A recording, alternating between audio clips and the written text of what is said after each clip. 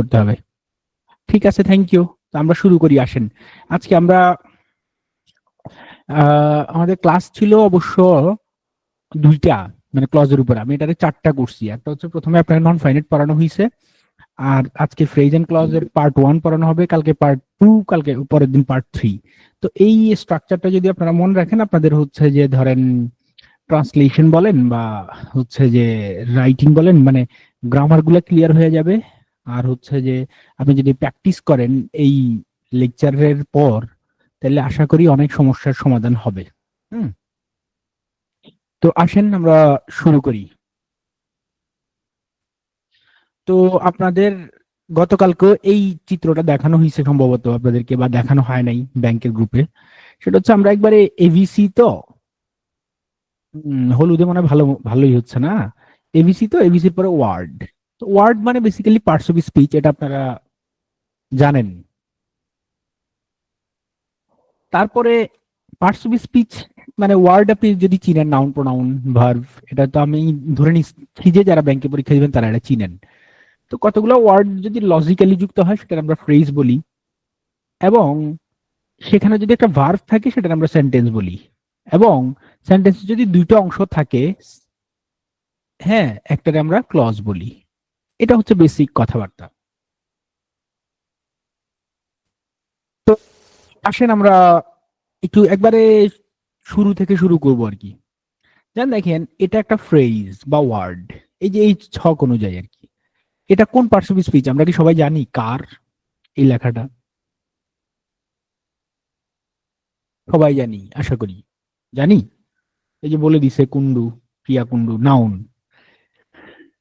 এই একটা ওয়ার্ড এর পরে আমরা হচ্ছে যে দেখেন, এই কারের সাথে আমি আগে একটা রেড যুক্ত করছি ওয়ার্ড, তাহলে এটা হয়েছে রেড কার। এটা অ্যাডজেক্টিভ যুক্ত করছি, অ্যাডজেক্টিভের আগে আরো একটা অ্যাডজেক্টিভ যুক্ত করছি বা ডিটারমাইনার যুক্ত করছি, তাহলে হয়ে গেছে কি দ্য রেড কার, লাল গাড়িটি। এই যে লাল গাড়িটি, এটা আর কি নাই, নাউন নাই, নাউন ফ্রেজ হয়ে গেছে। কেন নাউন ফ্রেজ? কারণ কতগুলো শব্দ মিলে যদি নাউনের মতো আচরণ করে, তাহলে সেটা নাউন ফ্রেজ, এটা একটা নাম, দ্য রেড কার। কিন্তু সেটা লজিক্যালি অ্যারেঞ্জ হইতে হবে।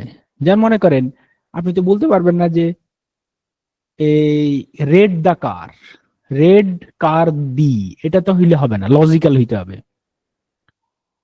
এরপরে আমি কি করছি, দ্য রেড কারের সাথে একটা ভার্ব লাগাই ফেলছি। কি করছি, দ্য রেড কার ড্রাইভস। কিভাবে? স্মুথলি। গত ক্লাস যারা করছেন তারা নিশ্চয়ই জানেন এটা অ্যাডভার্ব অথবা অ্যাডভার্বিয়াল, আপনি যা বলেন। এবং এইটাতে কি নাই বলেন তো? অবজেক্ট নাই, কারণ এটা ইনট্রানজিটিভ। এবং আমি একটা ভার্ব যুক্ত করার কারণে এটা একটা সেন্টেন্স হয়ে গেছে। তাহলে আমরা প্রথমে একটা ছিল ওয়ার্ড, ওয়ার্ড থেকে ফ্রেজ, ফ্রেজ থেকে যখন এখানের মধ্যে আমরা কি ঢুকাইলাম, একটা ভার্ব, তখন এটা হয়ে গেল সেন্টেন্স। কখন ক্লজ হবে আমরা একটু পরে দেখব। এই যে এখন ক্লজ হয়ে যাবে।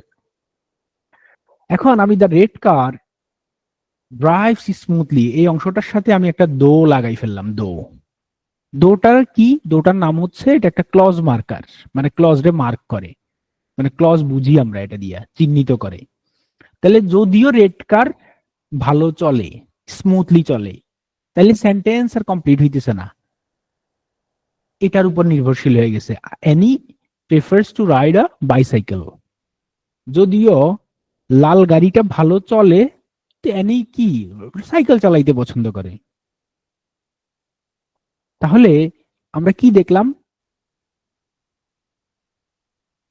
আমরা দেখলাম, স্ক্রিন যারা দেখতেছেন না তারা ইয়া ইয়া নিয়ে আবার জয়েন করেন, লিভ নিয়ে দেখবেন স্ক্রিন, আবার স্ক্রিন দেখা যাচ্ছে। আচ্ছা, তো এই অংশটা এখন, এটার নামও একটা ক্লজ, এটার নামও একটা ক্লজ। ক্লজ হওয়ার শর্ত হচ্ছে যে এটা সেন্টেন্সের অংশ হইতে হবে, এটা একটা কমপ্লেক্স সেন্টেন্স, এটা একটা অংশ সেন্টেন্সের, এটা একটা অংশ, এই জন্য এটা ক্লজ। আর পুরাটা মিলাই এটা হচ্ছে একটা সেন্টেন্স, পুরাটা তো আবার সেন্টেন্স, পুরাটা। ঠিক আছে, আর একটা উদাহরণ দেখি আমরা।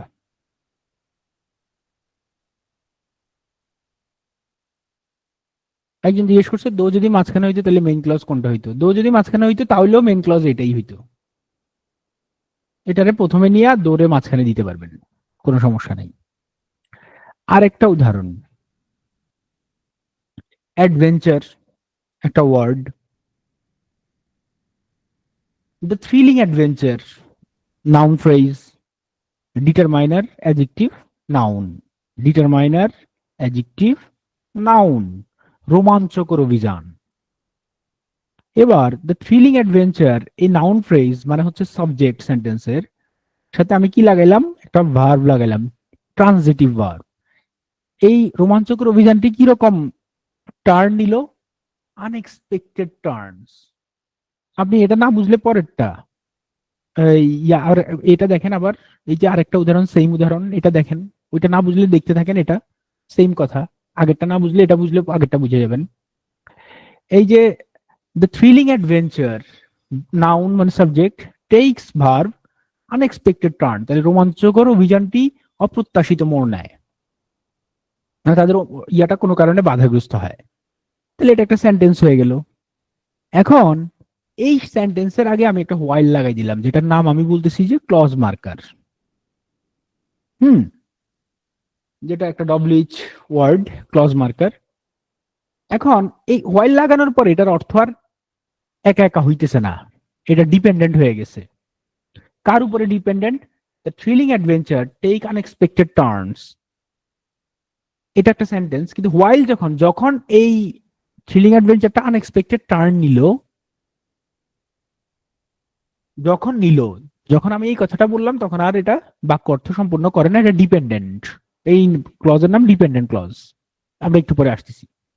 কার উপর ডিপেন্ডেন্ট হয়ে গেল? পরের একটা পূর্ণাঙ্গ sentence, the travellers remain undeterred in their pursuit of excitement. ট্রাভেলাররা চিন্তা করছে না, তারা তাদের এক্সাইটমেন্ট পারসুইং এ আনডিটার্ড থাকবে, মানে দৃঢ় থাকবে।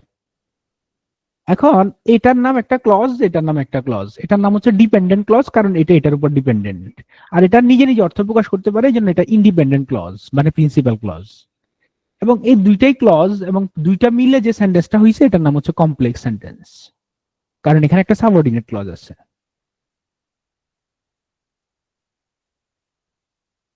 তারপরে আসেন ফ্রেজ। ফ্রেজ কি? ফ্রেজ হচ্ছে, আচ্ছা একজন প্রশ্ন করছে, প্রশ্ন পরে করলে ভালো হয়। আচ্ছা স্যার, থ্রিলিং অ্যাডভেঞ্চার তো অ্যাডজেক্টিভ ফ্রেজ হবার কথা, কেন অ্যাডভার্বের এইটা কোশ্চেন করতেছি না। অ্যাডভার্ব ফ্রেজ হওয়ার কোনো প্রশ্নই আসে না, এটা নাউন ফ্রেজ। আর নাউন ফ্রেজ নাকি অ্যাডভার্ব ফ্রেজ, এটা তো আপনি বাক্যে দিলেই বুঝবেন। এখন এটা তো সাবজেক্ট হিসেবে ইউজ করছি আমি এখানে, এটা তো অবশ্যই নাউন ফ্রেজ, মানে কোনো মানে সন্দেহ ছাড়া এটা নাউন ফ্রেজ।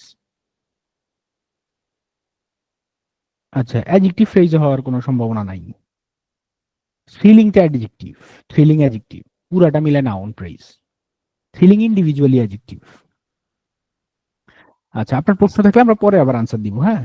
তারপরে ফ্রেজ কি? ফ্রেজ হচ্ছে গ্রুপ অফ ওয়ার্ডস, কতগুলো শব্দগুচ্ছ, মানে কতগুলো শব্দ একসাথে লাইগা যেটা হয় ওইটা। কিন্তু এটা একটা সিঙ্গেল ইউনিট হিসেবে কাজ করে। সিঙ্গেল ইউনিট কেমনে? পুরাটা দ্য থ্রিলিং অ্যাডভেঞ্চার একসাথে একটা সিঙ্গেল ইউনিট, যার নাম নাউন ফ্রেজ এবং যেটা সাবজেক্ট। এবং এই ফ্রেজের মধ্যে, ফ্রেজের ভিতরে কোনো সাবজেক্ট থাকবে না, আবার ফাইনাইট ভার্বও থাকবে না। The thrilling adventure, the red কার, কোনো সাবজেক্টও নাই, ফাইনাইট ভার্বও নাই। যখন বাক্যে ইউজ হয় তখন সে সাবজেক্ট হিসেবে কাজ করে। তাহলে এই ফ্রেজ হচ্ছে অ্যাকশন কনভে করবে, নাউনকে ডিসক্রাইব করতে পারে, টাইম বুঝাইতে পারে, লোকেশন বুঝাইতে পারে, তারপর হচ্ছে ক্লজ গুলাকে কানেক্ট করতে পারে। যেটা একটু আগে আমি বললাম, দেখেন এটা কোনো সেন্টেন্সের সাবজেক্ট না, অবজেক্টও না, কিচ্ছু না, এটা একটা ইন্ডিভিজুয়াল একটা ইউনিট, এ থ্রিলিং অ্যাডভেঞ্চার এক্সপেরিয়েন্স। বাক্যে ইউজ হইলে এটা, হ্যাঁ, তার বাক্যে ইউজ যখন হবে তখন এটা, একজন বলছে যে পুলক দত্ত একটু স্লো গেলে ভালো হয়। আপনাদের কি মনে হচ্ছে আমি দ্রুত যাচ্ছি? তাহলে স্লো যাব।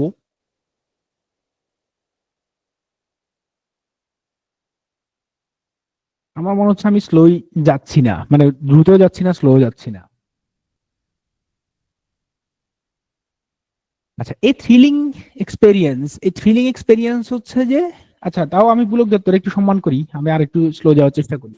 দেখেন, এই থ্রিলিং এক্সপেরিয়েন্স হচ্ছে যে কি, একটা নাউন ফ্রেজ। মানে নাউন ফ্রেজ আমি কেন বলতেছি, কারণ এটা একটা নাম বোঝাচ্ছে। তারপরে দ্য রেড কার সেম, যখন বাক্যে হবে সে সাবজেক্ট হিসেবে কাজ করতে পারে। And smiling face with all sincerity, এটা আবার অন্য, এটা কোনটা না, এটা আবার নাউন ফ্রেজ না, as long as noun phrase না, এটা কনজাংটিভ ফ্রেজ, এটা ইন্টারজেকশনাল ফ্রেজ, এটা কনজাংশনাল ফ্রেজ। এটা হচ্ছে যে নর্মালি এডজেক্টিভ ফ্রেজের মতো মনে হচ্ছে, তবে যেখানে ইউজ হবে তা সেটার উপর নির্ভর করবে। তাহলে এই ফ্রেজ কয় প্রকার? 7 প্রকার। কেন 7 প্রকার? পার্টস অফ স্পিচ কয় প্রকার? 8 প্রকার। এটা 7 প্রকার কেন? কারণ এটা হচ্ছে নাউন ফ্রেজ আছে কিন্তু প্রোনাউন ফ্রেজ নামে কিছু নাই। প্রোনাউন ফ্রেজ কেন নাই? কারণ এই যে যে থ্রিলিং অ্যাডভেঞ্চার, এটার পরিবর্তে আপনি কিন্তু একটা ওয়ার্ড বসান, ইট, দ্য রেড কার, ইট বসান। সুতরাং এটা তো আর ফ্রেজ না সাধারণত। আহ, শ্রাবণ পাল, আপনি ক্লাস করতে থাকেন, এরপর দেখবেন আপনার কোনো প্রশ্ন নাই। অনেক দূর মক্কা এখনো, আমরা আস্তে আস্তে যাবো, তো দেখবেন যে আপনি এই বুঝে যাবেন যে এক এক জিনিস 14 বার বলা হবে এখানে, কারণ স্লাইডটা এমন ভাবে তৈরি যে 14 বার আপনি শুনবেন। সুতরাং আহ মানে প্রশ্ন না করে খালি দেখতে থাকেন, দেখবেন বুঝে গেছেন, না বুঝলে আবার শেষের দিকে জিজ্ঞেস করেন। আচ্ছা, এবার আরো ফ্রেজ আছে, যেমন আমরা গত ক্লাসে জিরান ফ্রেজ কথা বলছি, তারপরে হচ্ছে ইনফিনিটিভ ফ্রেজের কথা বলছি, অ্যাপোজিটিভ ফ্রেজের কথা বলি নাই, পার্টিসিপল ফ্রেজের কথা বলছি। নিশ্চয়ই এই ফ্রেজগুলার কথা আপনারা গত ক্লাসে শুনছেন, কিন্তু আমরা আজকে আবার বলবো, এটা আবার বলবো। তারপর প্রিপোজিশনাল ফ্রেজের কথা আমরা আজকে নতুন শুনলাম। তো এরকম আরো ফ্রেজ আছে নাউন ফ্রেজ ছাড়াও, মানে এই ফ্রেজগুলো আবার এক একটা ফ্রেজ এক একটা ফ্রেজের অংশ, কোনটা কোনটার অংশ আমরা দেখবো একটু পরে। মানে ধরেন বেসিক ফ্রেজ হচ্ছে যে এইগুলা, নাউন ফ্রেজ তো বেসিক ফ্রেজ না, নাউন ফ্রেজ। জিরান ফ্রেজটা কি? সেটাও নাউন ফ্রেজ। ইনফিনিটিভ ফ্রেজটা কি? সেটাও নাউন ফ্রেজের অংশ। অ্যাপোজিটিভ ফ্রেজটা কি? নাউন ফ্রেজের অংশ।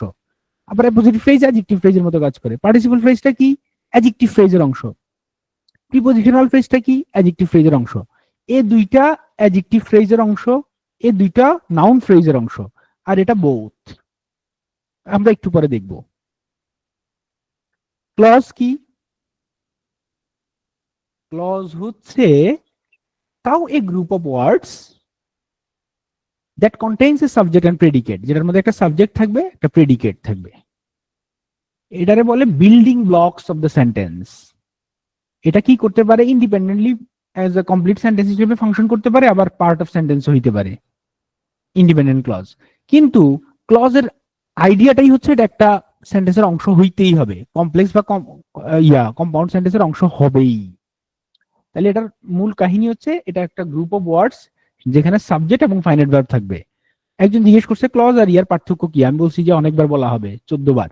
তো এখন শুনেন যে এই যে আপনি একটু আগে দেখছেন গ্রুপ অফ ওয়ার্ডস, হ্যাঁ ফ্রেজ, কোনো সমস্যা নাই, লজিক্যাল গ্রুপ অফ ওয়ার্ডস হচ্ছে ফ্রেজ। কিন্তু যেখানে কোনো সাবজেক্ট আর ফাইনাইট ভার্ব থাকে না ফ্রেজে, আর এখানে একটা সাবজেক্ট থাকবে, মানে আর একটা ফাইনাইট ভার্ব থাকবে। ফাইনাইট ভার্ব কি আমরা গত ক্লাসে পড়ছি, যেটা টেন্স অনুযায়ী, পার্সন অনুযায়ী, নাম্বার অনুযায়ী চেঞ্জ হয়। এটা অবশ্যই কোনো সেন্টেন্সের অংশ হইতে হবে, একা কোনো ক্লজ হইতে পারে না। একা কোনো সেন্টেন্স থাকলে সেটার নাম সেন্টেন্সই হয়, একা কোনো ক্লজ হলে সেটার নাম সেন্টেন্স হয়। 3 ধরনের ক্লজ আছে, একটা হচ্ছে ডিপেন্ডেন্ট ক্লজ, একটা ইন্ডিপেন্ডেন্ট ক্লজ যেটা নিজের অর্থ নিজে প্রকাশ করতে পারবে, আর একটা কোঅর্ডিনেট ক্লজ। কোঅর্ডিনেট ক্লজ মানে দুইটাই নিজের অর্থ নিজে প্রকাশ করতে পারবে, তবে এন্ড দ্বারা যুক্ত থাকবে, মানে কম্পাউন্ড সেন্টেন্সের অংশ আর কি। ইন্ডিপেন্ডেন্ট ক্লজের আরেকটা নাম প্রিন্সিপাল ক্লজ, যেটা আপনারা ছোটবেলা থেকে শুনছেন। ডিপেন্ডেন্ট সাবঅর্ডিনেট ক্লজও বলে, এমবেডেড ক্লজও বলে। কেন এমবেডেড ক্লজ বলে আমরা দেখবো। এমবেডেড কোশ্চেন আপনারা পড়ছেন, এমবেডেড। তারপরে হচ্ছে এটা বেসিক্যালি নাউন ক্লজ আর কি। আচ্ছা, কোঅর্ডিনেট ক্লজ। কোঅর্ডিনেট ক্লজ হচ্ছে এই পাশেরটাও নিজে নিজে অর্থ প্রকাশ করতে পারে, এই পাশেরটাও নিজে নিজে অর্থ প্রকাশ করতে পারে, মাঝখানে একটা জয়েনার থাকে, জয়েনার। তো দুইটাই তো ইন্ডিপেন্ডেন্ট, কিন্তু এটা যেহেতু সেন্টেন্সের একটা অংশ হয়ে গেছে, এই জন্য এটার নাম ক্লজ এবং কোঅর্ডিনেট ক্লজ। যেমন উদাহরণ দেখি, এই যে একটু আগে আমি যে উদাহরণটা দেখলাম না, Annie though the red car drives smoothly, Annie prefers to ride a bicycle. তাহলে এই অংশটা কি? Subordinate clause. কেন? এ নিজে নিজে অর্থ প্রকাশ করতে পারতেছে না, এর উপর নির্ভরশীল, এটার জন্য এটা প্রিন্সিপাল ক্লজ, বা এটা ইন্ডিপেন্ডেন্ট ক্লজ, অথবা এটা ডিপেন্ডেন্ট ক্লজ। এবং ফ্রেজের সাথে একটা পার্থক্য কি, এখানে একটা ভার্ব আছে, এখানে একটা ভার্ব আছে, ফ্রেজ হইলে ভার্ব থাকতো না। ঠিক একই রকম, কিন্তু এই সেন্টেন্স আর এই সেন্টেন্সের পার্থক্য আছে। এটার নাম হচ্ছে কমপ্লেক্স সেন্টেন্স, কারণ এটাও দো আছে। আর এখানে বাট আছে, মানে কনজাংশন দুইটা যুক্ত করছে। কনজাংশনাল ফ্রেজ আছে কিছু, যেটা আমরা দেখাবো, ফ্যান বয়েজ একটু পরে দেখাবো, ওইটা হইলে এটা আবার কম্পাউন্ড সেন্টেন্স হয়। এটাও একই কথা, এটাও একই কথা, দুইটাই ইয়াতে ছিল, কিন্তু এখানে হোয়াইল ছিল তখন, এই জন্য এটা কমপ্লেক্স হয়েছে। আর এটা বাট দিয়ে দুটো সেন্টেন্স যুক্ত হয়েছে, এই জন্য এটা কি হয়েছে, কম্পাউন্ড সেন্টেন্স হয়েছে। এবং এটার নাম কোঅর্ডিনেট ক্লজ, এটার নামও কি, কোঅর্ডিনেট ক্লজ। এখন আমরা দেখব যে সাবঅর্ডিনেটিং ক্লজ মার্কার কোনগুলা। Subordinating clause marker, subordinating clause marker হচ্ছে যে আপনি এই যে ছোটবেলা থেকে রিলেটিভ প্রোনাউন পড়ছেন না, হু, হোম, হুজ, হুইচ, দ্যাট, তারপর রিলেটিভ অ্যাডভার্ব পড়ছেন, ওয়েন, হোয়ার, হাউ, হোয়াই, এবং এগুলোর সাথে এভার যুক্ত করলে যা হয়, এগুলা সবই সাবঅর্ডিনেট ক্লজ। আর কি কি সাবঅর্ডিনেট ক্লজ আছে, অনেকগুলো আছে। ক্যাটাগরি অনুযায়ী আমরা এখানে দিয়ে দিছি আপনি বাসায় দেখার জন্য। এখন তো একসাথে সব দেখতে পারবেন না, এখানে বাসায় দেখবেন। এই যে যেমন এইগুলার অর্থ সবগুলা টাইমের সাথে রিলেটেড। এগুলা হচ্ছে যে যদি, সব যদি একসাথে। আর এগুলা যেন এর সাথে, এটাও মানে হচ্ছে যে সময়ের সাথে রিলেটেড, সময়ের সাথে। এটা টাইমের সাথে রিলেটেড। আর এটা বেসিক্যালি হচ্ছে যে কারণ, বিকজ, কারণ বা ইয়ার সাথে রিলেটেড, টাইম না। তারপরে এটাও টাইমের সাথে রিলেটেড অলমোস্ট। হুম। তারপরে হচ্ছে যে এগুলা এগুলা সাধারণত দুইটা সেন্টেন্সকে সাধারণত যুক্ত করে, বা এই এই ধরনের। তো এটা হচ্ছে যে একসাথে আপনি পারবেন না, এটা আমি দিয়ে রাখছি আপনি যেন বাসায় ভালো করে দেখতে পারেন।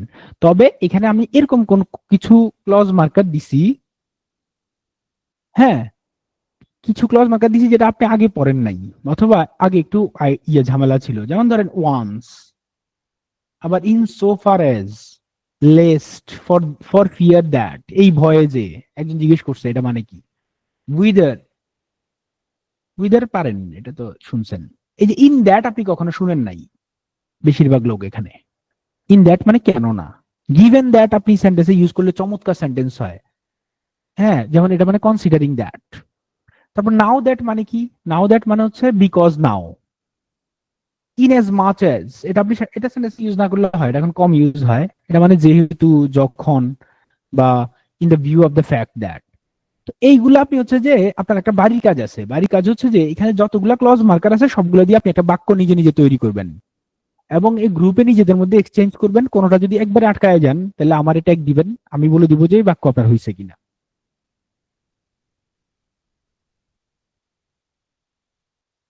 তাহলে ক্লজ মার্কারের একটা লিস্ট আপনি পেয়ে গেলেন।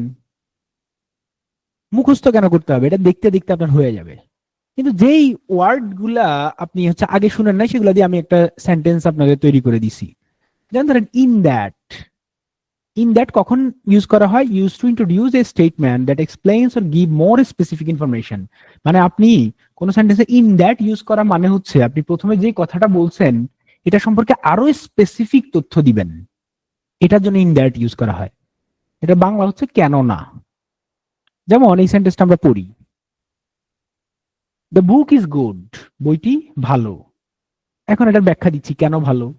কেননা in that it is well written, এটা খুবই ভালোভাবে লেখা, but I didn't actually enjoying reading ইট, কিন্তু আমি আমার এটা পছন্দ না। তাহলে এই যে বই যে ভালো, এটার আমি যে, হ্যাঁ, এক্সপ্লেইন দিচ্ছি, এক্সপ্লেইন দেওয়ার জন্য আমরা ইন দ্যাট ব্যবহার করতে পারি। এবং এটা যেহেতু ক্লজ মার্কার, এটার আগে একটা ইন আছে, তাহলে এটা একটা কমপ্লেক্স সেন্টেন্স। ঠিক আছে, ক্লজ আমরা একটু পরে চিনবো, রহমান।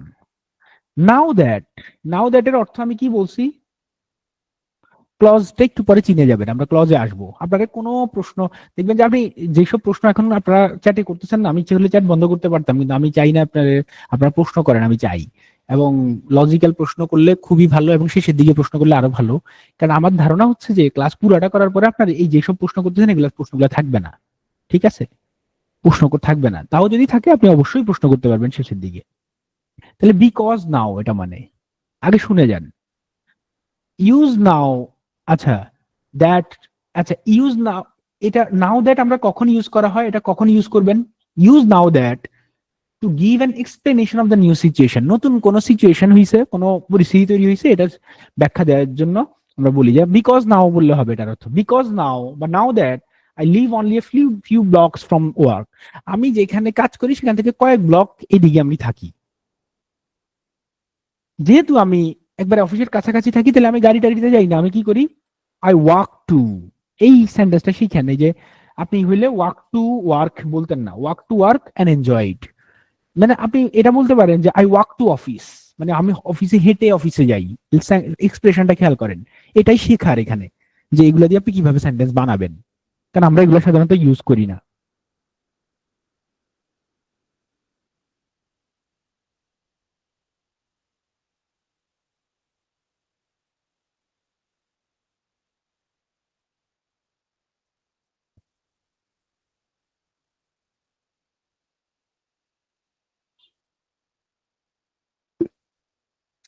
লেস্ট, লেস্টের অর্থ আপনারা আজীবন শিখছেন পাছেও, পাছে, এই সেই এগুলা, এটার আরো অর্থ আছে এবং স্মার্ট ইউজ আছে।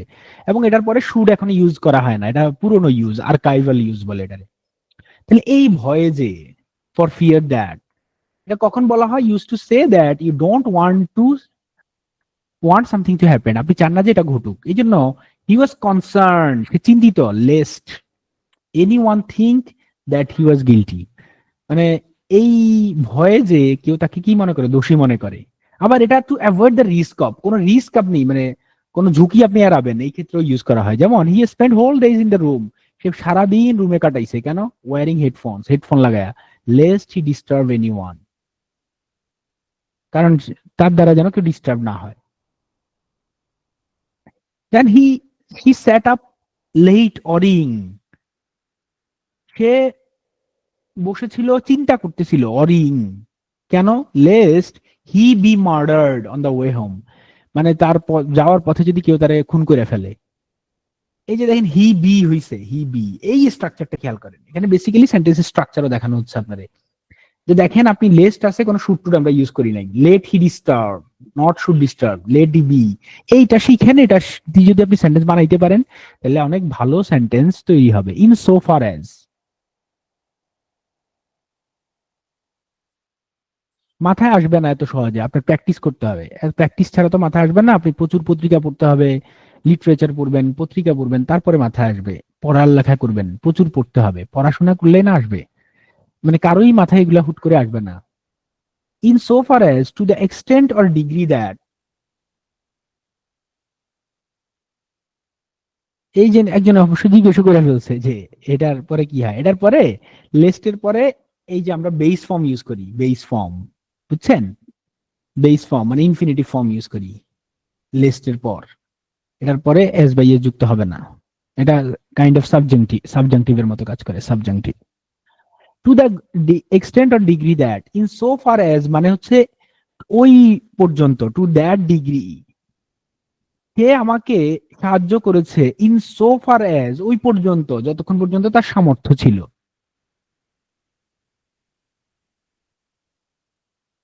যেমন he he help us in so far as she was able, মানে সে যতক্ষণ তার সাধ্য ছিল ততক্ষণ পর্যন্ত আমার ইয়া করছে। তো আপনি এই যে যতক্ষণ সে পারছে ততক্ষণ লড়ে গেছে, এই টাইপের কথা ইউজ করতে আর ইন সো ফার ইউজ করবেন। তাহলে আপনাকে আমি সেন্টেন্স গুলো মেক করতে কেন দিছি, যেমন আপনার এই যে এই প্র্যাকটিসটা করতে হবে। এই যে একজন বললো যে আমার পরীক্ষায় বা লিখতে গেলে আসে না, এই জন্য আসে না, এটাও কাইন্ড অফ একই ইউজ, এই জন্য দেখালাম না। ইভেন অ্যাজটা খুব গুরুত্বপূর্ণ, দেখেন, at the same time or while, এটা মানে এটা used to indicate simultaneous events, দুইটা ইভেন্ট একই সাথে ঘটলে, উইথ কন্ট্রাস্ট মানে একটা একটা কন্ট্রাস্ট, বিপরীত, তখন আমরা ইভেন এজ ইউজ করি।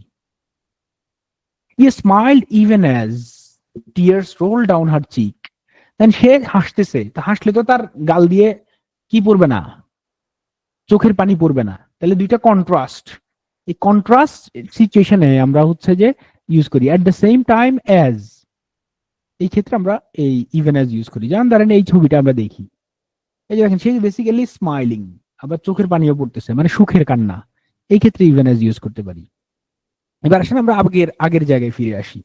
এই ইউজ গুলা একবার দেখলে আপনার মনে থাকবে না, এই যে এখন দেখছেন না, মনে থাকবে না, আবার বাসায় পড়তে হবে ভালো করে, যে আপনিও যেন এই ক্লজ মার্কার গুলো ইউজ করে নতুন সেন্টেন্স তৈরি করতে পারেন। আমি চাইলে এগুলো নাও দিতে পারতাম, ক্লজ মার্কার পড়ে আপনারা বলে যাইতে পারতাম যে এগুলা ক্লজ মার্কার, আপনি খুশি হইতেন। কিন্তু আমি এগুলা দিয়ে দিছি। গত ক্লাসে এরকম অনেক ইয়া ছিল, লাইকলি টুর ইউজ ছিল, হ্যাঁ, তারপরে হোয়াট প্লাস ক্লজ এর ইউজ ছিল, অল ক্লজ এর ইউজ ছিল। কেন ছিল এগুলা? এক্সট্রা, যেন আপনি সেন্টেন্স ভালো করে তৈরি করতে পারেন। এটাই রাইটিং স্কিল।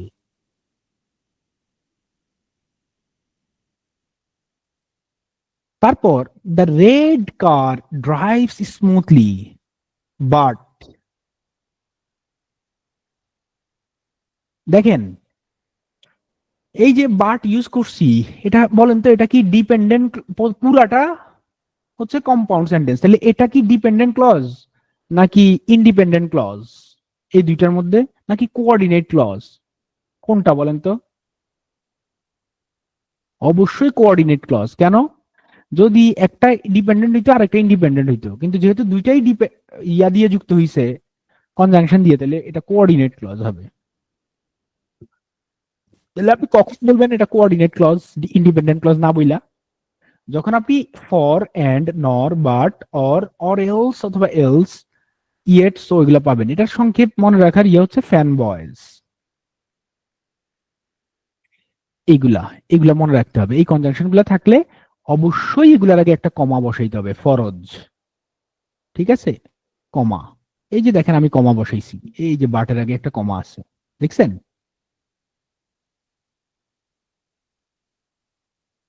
এবার বাক্যে আসি আমরা। এগুলাও আজকের ক্লাসের আলোচনার বিষয় না, তাও আমি রাখছি, নাইলে আপনি ভালো সেন্টেন্স লিখতে পারবেন না। আপনার আইডিয়াটা ক্লিয়ার করার জন্য আমারে বলেন, এটা ইন্ডিপেন্ডেন্ট ক্লজ না সেন্টেন্স? এটা যখন কেটে দিব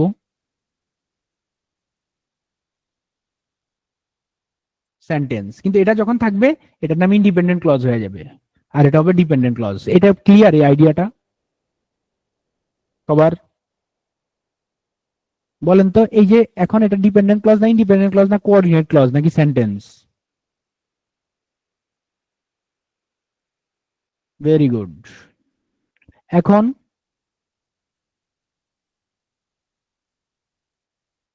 আমরা সিসি লিখতে পারেন, সিসি কোঅর্ডিনেট ক্লজ মানে থি। এবার আমরা একসাথে দেখি, তাহলে এই কথাটা কি? একটা সেন্টেন্স, সিম্পল সেন্টেন্স। এটা কি? একটা কমপ্লেক্স সেন্টেন্স। এই কমপ্লেক্স সেন্টেন্সের এই অংশটা কি? Dependent clause. এটা কি? Independent clause. এটা কি?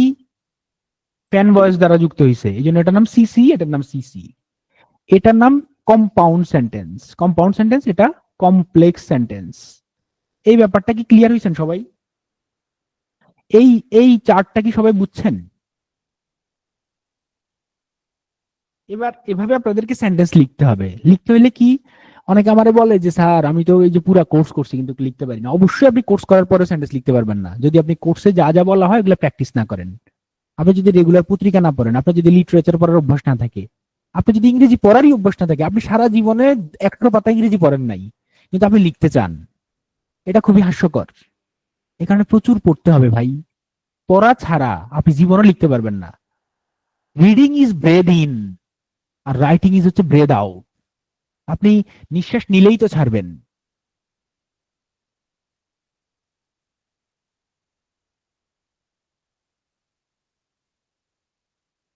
সেন্টেন্স, যেন আপনার বাজারে এরকম অনেক কোর্স আছে না, 1 মাসে আপনার ইংরেজিতে কথা বলা শিখাবে, 2 মাসে আপনি রাইটিং এ মুস্তাদ হয়ে যাবেন, সব ভুয়া। এগুলা পুরা ভাওতাবাজি। আপনি পড়বেন না, আপনি লিখতে পারবেন না, কথা সোজা, এখানে দ্বিতীয় কোনো কথা নাই।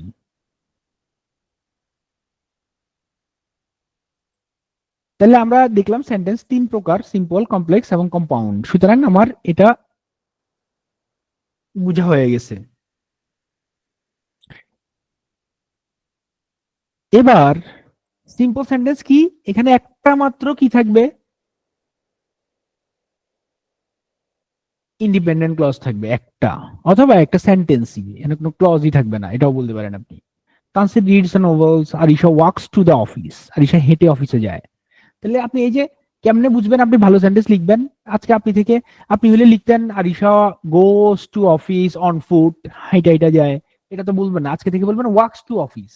এই যে শিখলেন যে সেন্টেন্স এভাবে লিখে, কেমনে শিখলেন? এই যে আপনি ক্লাস করলেন, কেমনে এরকম আরো শিখবেন? পত্রিকা পড়বেন। কেমনে আরো শিখবেন? লিটারেচার পড়বেন।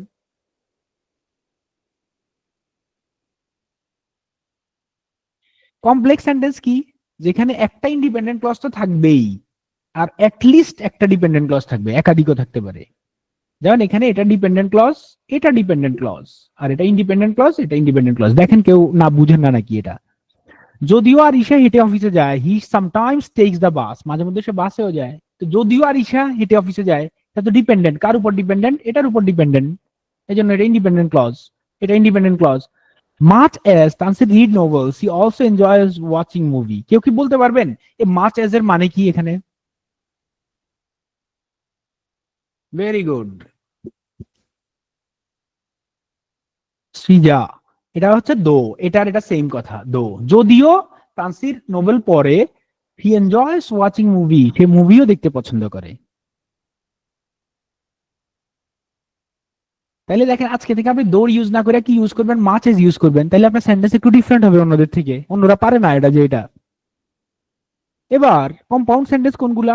কম্পাউন্ড সেন্টেন্স হচ্ছে যেখানে দুইটা বেশি ইন্ডিপেন্ডেন্ট ক্লজ অথবা ইন্ডিপেন্ডেন্ট ক্লজ যুক্ত হলে তো এটার নাম কোঅর্ডিনেট ক্লজ হয়ে যায়। এটা ফ্যান ভয়েস দ্বারা যুক্ত হবে। ফ্যান ভয়েস ছাড়া আরো একটা জিনিস দ্বারা যুক্ত হয়, এটার নাম সেমিকোলন। দুইটা সেন্টেন্স যদি সেমিকোলন দিয়ে যুক্ত হয়, যেন Arisha works to office, she enjoys the fresh air, এই যে সেমিকোলন দিয়ে যুক্ত হয়েছে, এটার নামও কম্পাউন্ড সেন্টেন্স। তাহলে ফ্যান ভয়েসের সাথে আরেকটা কি শিখলেন? Semicolon. Tansir read novels and he enjoys watching movie, এই যে এন্ড, এটা কোঅর্ডিনেট ক্লজ, এটা কোঅর্ডিনেট ক্লজ, এবং পুরাটার নাম কম্পাউন্ড সেন্টেন্স। আমরা কি compound sentence, simple sentence clear হইছি সবাই? এবার এটা বলেন, তাড়াতাড়ি বলে যাবেন, এটা সিম্পল, কমপ্লেক্স না কম্পাউন্ড?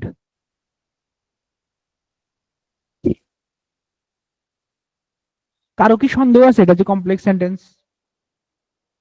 কারণ প্রথমত একটা ক্লজ মার্কার আছে, দ্য সান সেটস হোয়েন, যখন সূর্য ডুবে বা অস্ত যায়, the sky turns beautiful shades of orange and pink. তাহলে এটা ডিপেন্ডেন্ট ক্লজ, এটা ইন্ডিপেন্ডেন্ট ক্লজ, এবং পুরোটার নাম কমপ্লেক্স সেন্টেন্স। এটা কোন সেন্টেন্স সবাই পারবেন?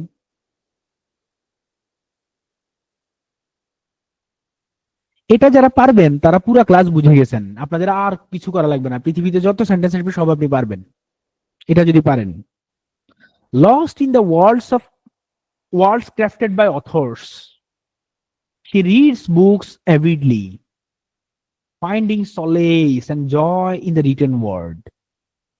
মানে সে একটা নোবেল পড়তেছে, বই, কোথায় হারিয়ে গিয়ে, ওই যে অথর যে ওয়ার্ল্ডটা তৈরি করছে, একটা জগৎ তৈরি করছে বইয়ের মধ্যে, সেই জগতের মধ্যে হারায় যায়, এবং finding solace and joy in the written word, এবং সে রিটেন ওয়ার্ডের মধ্যেই আনন্দ খুঁজে পাইছে, সলেইস সান্ত্বনা, শান্ত।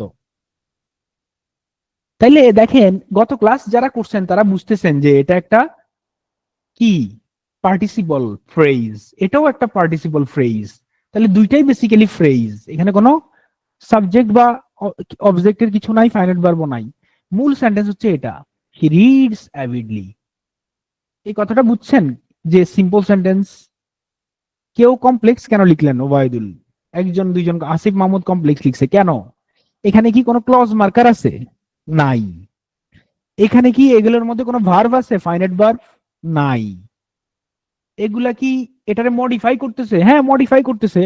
দেন শি, এটা মডিফাইড বাই এটা, কেন? সে অথরের রাজ্যে হারাই গেছে, এবং কি পাচ্ছে? সলেইস, ফাইন্ডিং সলেইস, দুইটাই প্রিন্সিপাল ক্লজ। এবং এইরকম যারা কি করতে পারবেন, এই পার্টিসিপল ফ্রেজ ইউজ করতে পারবেন অথবা অ্যাডজেক্টিভ ফ্রেজ ইউজ করতে পারবেন সেন্টেন্সে, তারা আপনার বেশি বেশি পেসি রাইটিং এ ভালো করবেন, সামারি রাইটিং এ, ব্যাংকের পরীক্ষায়। কারণ আপনি পুরা প্যাসেজটারে অল্প কথা আনবেন না, এই যে অল্প কথা আনার জন্য আপনার এই ইউজটা জানতে হবে, যেটা গত ক্লাস ছিল।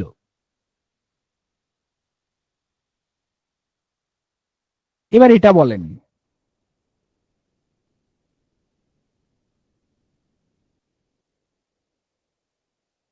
বিকজ মানে সিন্স, একই কথা। Complex, very good. এটা বলেন সবাই।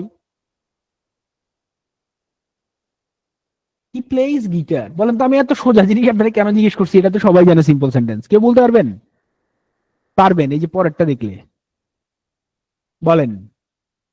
ইন হিজ স্পেয়ার টাইম, তার অবসর সময়ে, he enjoy picking up his guitar, সে গিটার নেয়, নিতে পছন্দ করে।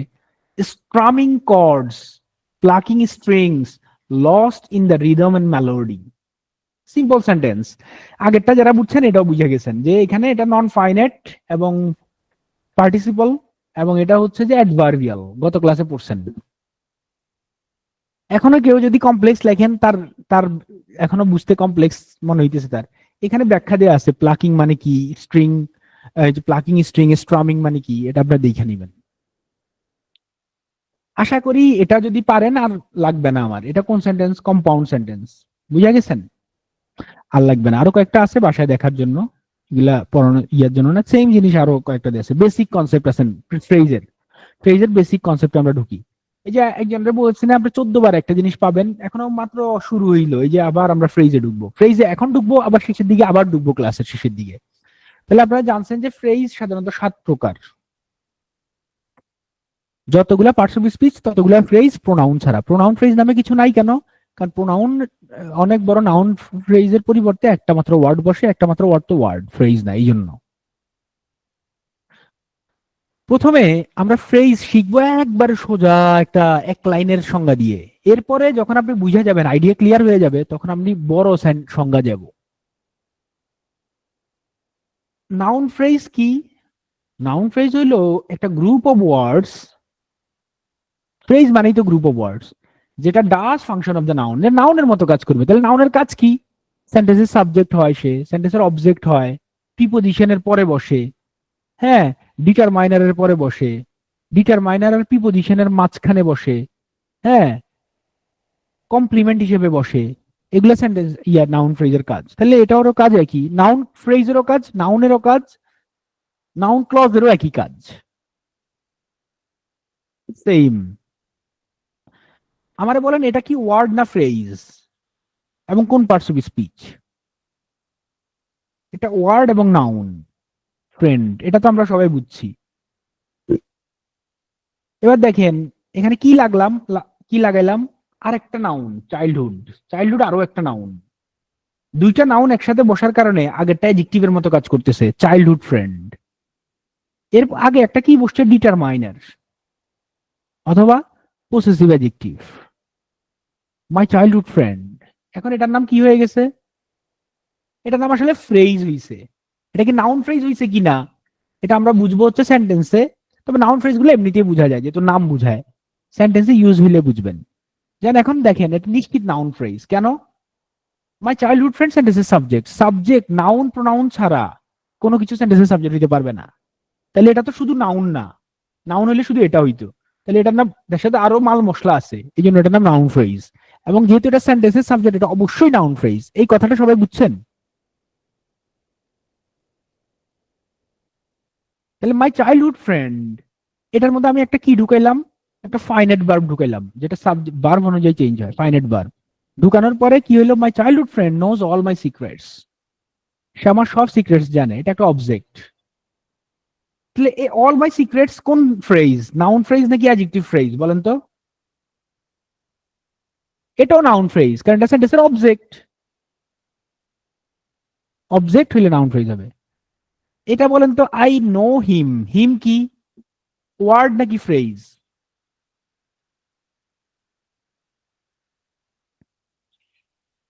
হিমের জায়গায় এখন হয়েছে হিজ, হিজ সিস্টার। এখন এটা ওয়ার্ড নাকি ফ্রেজ? কোন ফ্রেজ? নাউন ফ্রেজ নাকি অ্যাডজেক্টিভ ফ্রেজ? কেন নাউন ফ্রেজ? কেন আমি জানি, কি জানি, বা আমি চিনি, কি চিনি? তার বোনকে চিনি। অবজেক্ট, সেন্টেন্সের অবজেক্ট হলে সেটা অবশ্যই নাউন ফ্রেজ হবে। এই আইডিয়াটা সবার ক্লিয়ার? ক্লিয়ার। এবার দেখেন আমরা বিস্তারিততে পরে যাব। এবার আসেন আমরা অ্যাডজেক্টিভ ফ্রেজ কি এটা চিনি। গত ক্লাসে আমরা অ্যাডজেক্টিভ ফ্রেজের একটা আইডিয়া দিছি, এবং অনেকেই বুঝেন নাই, আমি জানি। আজকে যারা বুঝেন নাই সবাই বুঝবেন ইনশাল্লাহ। অ্যাডজেক্টিভ ফ্রেজ কি? অ্যাডজেক্টিভ ফ্রেজ হচ্ছে তাও গ্রুপ অফ ওয়ার্ডস যেটা অ্যাডজেক্টিভের মতো কাজ করবে। অ্যাডজেক্টিভের কাজ কি? কোনো কিছু সম্পর্কে তথ্য দেয়া বা কাউকে গুণান্বিত করা বা তার সম্পর্কে তথ্য দেয়া। তাহলে অ্যাডজেক্টিভ ফ্রেজের কাজ কি? যেমন দেখেন, আমাকে বলেন এই যে ক্রাউন, ক্রাউন ওয়ার্ডটা কি? নাউন নাকি অ্যাডজেক্টিভ?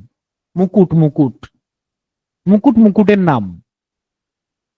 এটার আগে কি বসছে? একটা গোল্ডেন, সোনালী মুকুট বা স্বর্ণখচিত মুকুট, এটা অ্যাডজেক্টিভ। এটা কি? এর নাম কি? ডিটারমাইনার অথবা আর্টিকেল আপনারা যেটা বলেন, অথবা অ্যাডজেক্টিভ, সব, এটার নাম সব। তাইলে আমার এটা বলেন তো, এই গোল্ডেন ক্রাউন, এই পুরাটা কি নাউন ফ্রেজ নাকি অ্যাডজেক্টিভ ফ্রেজ?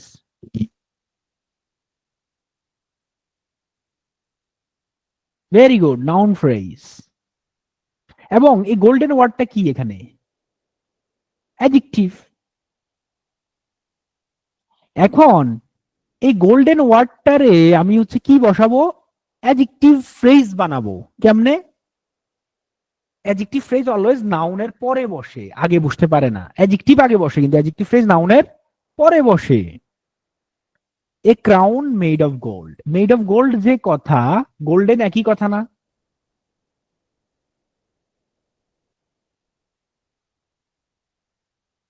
তাহলে এটা অ্যাডজেক্টিভ ফ্রেজ আর এটার নাম নাউন ফ্রেজ। তবে এটা অ্যাডজেক্টিভ, অ্যাডজেক্টিভটারে আমরা কি বানাইলাম? অ্যাডজেক্টিভ ফ্রেজ বানাইলাম। এই আইডিয়াটা ক্লিয়ার হইছে? যেমন যদি এটা না বুঝেন, আরো একটা দেখেন, দ্য স্প্যানিশ ফ্ল্যাগ। কিরকম ফ্ল্যাগ? স্প্যানিশ, বৈশিষ্ট্য বুঝাচ্ছে। তাইলে আমি স্প্যানিশ ফ্ল্যাগ না বইলা দ্য ফ্ল্যাগ অব স্পেন, স্পেনের। অনেকের মনে হইতে পারে এটা কি প্রিপোজিশনাল ফ্রেজ? যদি নাউনের পরে বৈশা তারে বর্ণনা করে, সেটার নাম অ্যাডজেক্টিভ ফ্রেজ। যদি অ্যাডজেক্টিভ ফ্রেজ পরীক্ষা না থাকে, তাহলে এটার নাম প্রিপোজিশনাল ফ্রেজ, অপশনে না থাকলে। ক্লিয়ার?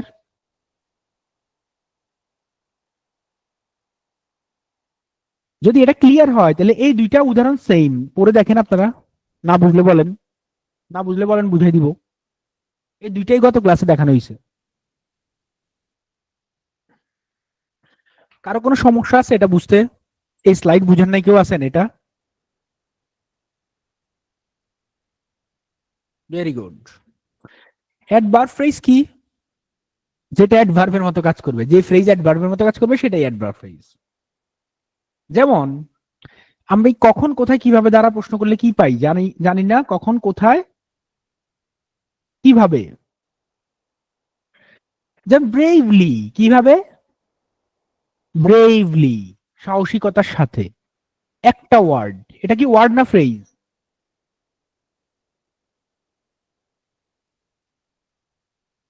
তাইলে আমি যখন বলছি যে সাহসিকতার সাথে, সাহসিকতার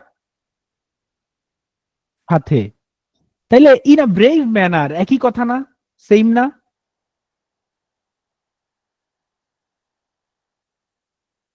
কিন্তু এটার এটার মধ্যে পার্থক্য কি? এটার নাম ওয়ার্ড, এটার নাম কি? ফ্রেজ। এটার নাম অ্যাডভার্ব, এটার নাম অ্যাডভার্ব ফ্রেজ। ক্লিয়ার?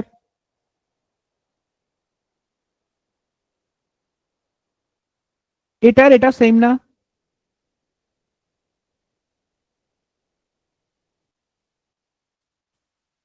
এটার এটা সেম না? দেখেন, বিদেশে, বিদেশে না বলেই না ফরেন কান্ট্রি, দেয়ার না বলে at that place, same. Adverb phrase. Clear? সেন্টেন্সের মধ্যে এই দুটো দেখেন, এবার সেন্টেন্সে ইউজ দেখেন কেমনই হয়। এখন কেউ কেউ প্রশ্ন করতে পারেন, কি রে, একটু আগে তো দেখলাম যে এই যে প্রিপজিশন দিয়া অ্যাডজেক্টিভ ফ্রেজ হইছে, কেন এটা কেন অ্যাডভার্ব ফ্রেজ? সোজা, এটা কখন কোথায় কিভাবে দ্বারা প্রশ্ন করলে পাবেন, এবং এটা নাউন রে বর্ণনা করে না। এটা নাউন না, এটা ভার্ব। এটা ভার্ব, দেখছেন? এটা ভার্ব কে মডিফাই করে, নট নাউন কে মডিফাই করে না। বুঝা গেছে? যেমন ওয়াকিল ওয়াক্স কুইকলি, তাহলে ওয়াকিল ওয়াক্স উইথ গ্রেট স্পিড, একই কথা। He did the work carelessly, তাহলে উইদাউট এনি কেয়ার, একই কথা না? পার্থক্য কি? এটা অ্যাডভার্ব, এটা অ্যাডভার্ব ফ্রেজ। তাহলে আমি এগুলো কেন শিখতেছি? যেমন আমি বাক্যে এরকম করে লিখতে পারি, এটাই সেন্টেন্স মেকিং। এই আগেরটা যদি বুঝে থাকেন এই স্লাইডটাকে আমরা বুঝছি, দেখেন তো সেম কথা। Word phrase, word phrase. কেউ কি বুঝেন না এরকম আছেন অ্যাডভার্ব ফ্রেজ? ভার্বাল ফ্রেজ বা ভার্ব ফ্রেজ কি?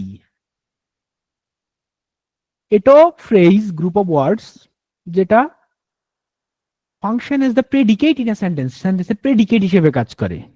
এবং এটা টাইপিক্যালি কি থাকে, একটা হেল্পিং ভার্ব থাকে বা অক্সিলিয়ারি ভার্ব থাকে, আবার মেইন ভার্ব থাকে। এবং ভার্ব যেহেতু এটাতে অ্যাকশন প্রকাশ করবেই, যেমন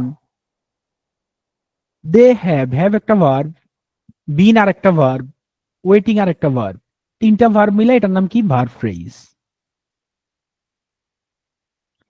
তাহলে এই সেন্টেন্সে ভার্ব ফ্রেজ কোনটা সবাই বলেন তো?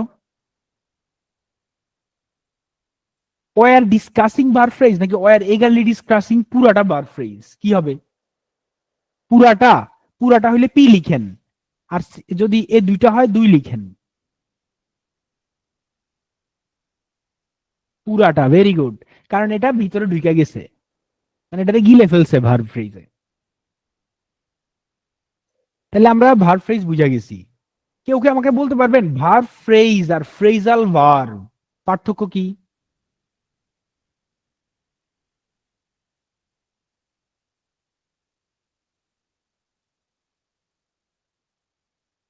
যেন এটা ফ্রেজাল ভার্ব, এটা ফ্রেজাল ভার্ব। সকল ফ্রেজাল ভার্বই ভার্ব ফ্রেজ, কিন্তু সকল ভার্ব ফ্রেজ ফ্রেজাল ভার্ব না। সকল খারি খারক, সকল খারক খার না।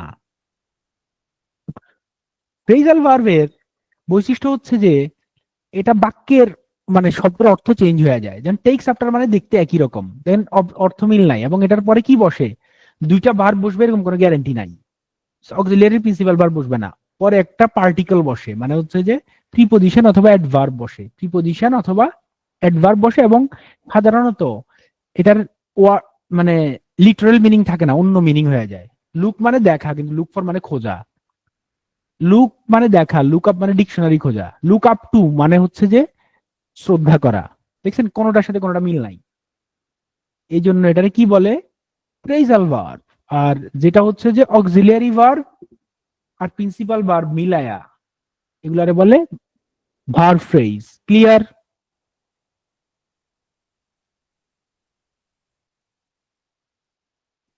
অক্সিলিয়ারি ভার্ব যান মনে করেন, ধরেন I am writing, I am a boy. এখানে I am a boy, am হচ্ছে কি? ভার্ব। কিন্তু আমি যদি বলি আই এম রাইটিং, তাহলে এখানে একটা অক্সিলিয়ারি ভার্ব, এটা প্রিন্সিপাল ভার্ব, এই দুইটা মিলাই হচ্ছে ভার্ব ফ্রেজ। অর্থ চেঞ্জ হয় না, অর্থ যা আছে তা আছে। কিন্তু ফ্রেজাল ভার্বে তো অর্থ চেঞ্জ হয়ে যায়। লুক মানে কি? আই লুক, আমি তাকাই। আই লুক আপ টু, আমি শ্রদ্ধা করি। মিল আছে? নাই, কিন্তু এটা ফ্রেজাল ভার্ব। আবার এটা একই সাথে এটা ভার্ব ফ্রেজও। বুঝা গেছে এখন?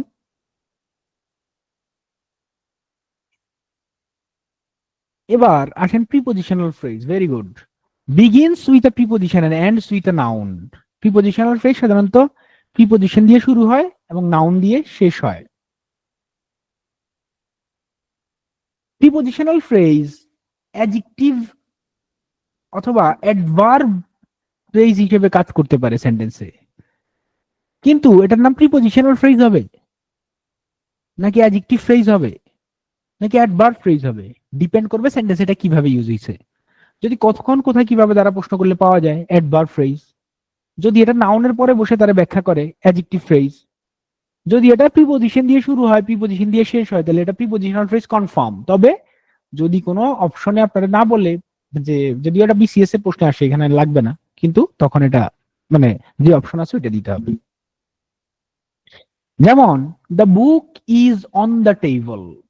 এখানে দেখেন বুকটা কোথায়? On the table. তাহলে এটা অবশ্যই এটার নাম হচ্ছে যে অ্যাডভার্বিয়াল ফ্রেজ বা অ্যাডভার্বিয়াল বা মডিফায়ার। মডিফায়ারটার নাম কি? Prepositional phrase. কেন? এটা প্রিপোজিশন দিয়ে শুরু হয়েছে, নাউন দিয়ে শেষ হয়েছে। আবার আপনার পরীক্ষার অপশনে ধরেন দেয়া থাকলো না, যদি এটা পরীক্ষার জন্য পড়াচ্ছি না, তাহলে ধরেন কি নাই? প্রিপজিশনাল ফ্রেজ নাই, তাহলে এটার নাম অ্যাডভার্ব ফ্রেজ হবে। কিন্তু এই অন দ্য টেবলের সাথে এই অন দ্য টেবলের অনেক পার্থক্য, রাতে দিনে পার্থক্য। বলছে যে the book on the table, টেবিলের উপরের বইটা, মানে কোন বই, বইকে ব্যাখ্যা করতেছে, বইকে মডিফাই করতেছে। ইজ মাইন, টেবিলের উপরের বইটা আমার, তাহলে এটার নাম অ্যাডজেক্টিভ ফ্রেজ। এটা ক্লিয়ার সবাই? এটা অ্যাডভার্বিয়াল বা মডিফায়ার অথবা প্রিপজিশনাল ফ্রেজ, আর এটা হচ্ছে অ্যাডজেক্টিভ ফ্রেজ। ভেরি গুড, সবাই বুঝতে পারছেন। কিন্তু দেখেন, প্রিপজিশন দিয়ে শুরু, প্রিপজিশন দিয়ে শেষ, প্রিপজিশন দিয়ে শুরু, প্রিপজিশন দিয়ে শেষ, by dint of, for the sake of, এগুলো অলওয়েজ প্রিপজিশনাল ফ্রেজ হয় সাধারণত, ঠিক আছে? কনজাংশনাল ফ্রেজ পড়ানোর কিছু নাই। দেখেন, এন্ড হইলে এটা একটা কনজাংশন, আর যদি not only but also, both and মানে হচ্ছে বেশি থাকে, এই যে এরকম, অ্যাজ ওয়েল অ্যাজ মানে এন্ড, অ্যাজ ওয়েল অ্যাজ মানে কি and, both and, not only but also, either on neither not no sooner, মানে ডাবল থাকে আর কি। লিস্ট অফ কনজাংশনাল ফ্রেজ এটা, মানে বেশি থাকে, কিন্তু দুইটা সেন্টেন্সে যুক্ত করে যেন এটা ফ্রেজ বলে। সোজা আপনাদের বাড়ির কাজ আছে এইচডব্লিউ, সেটা হচ্ছে যে এটাগুলো দিয়ে সেন্টেন্স বানানো। যদি বানান, আপনার sentence writing, free hand writing clear হবে। যদি না বানান, প্র্যাকটিস না করেন, তাহলে আপনার ফ্রি হ্যান্ড রাইটিং আগের জায়গায় থেকে যাবে। দেখে নিজেরা এক্সচেঞ্জ করবেন, কোনোটা দিয়ে অর্থ হয়েছে নাকি পিয়ারদেরকে জিজ্ঞেস করবেন, গ্রুপে শেয়ার করবেন। যদি না পারেন, কোনোটা না বুঝেন, আমারে জিজ্ঞেস করবেন ট্যাগ দিয়ে। ইন্টারজেকশনাল ফ্রেজ সোজা, ওয়াও,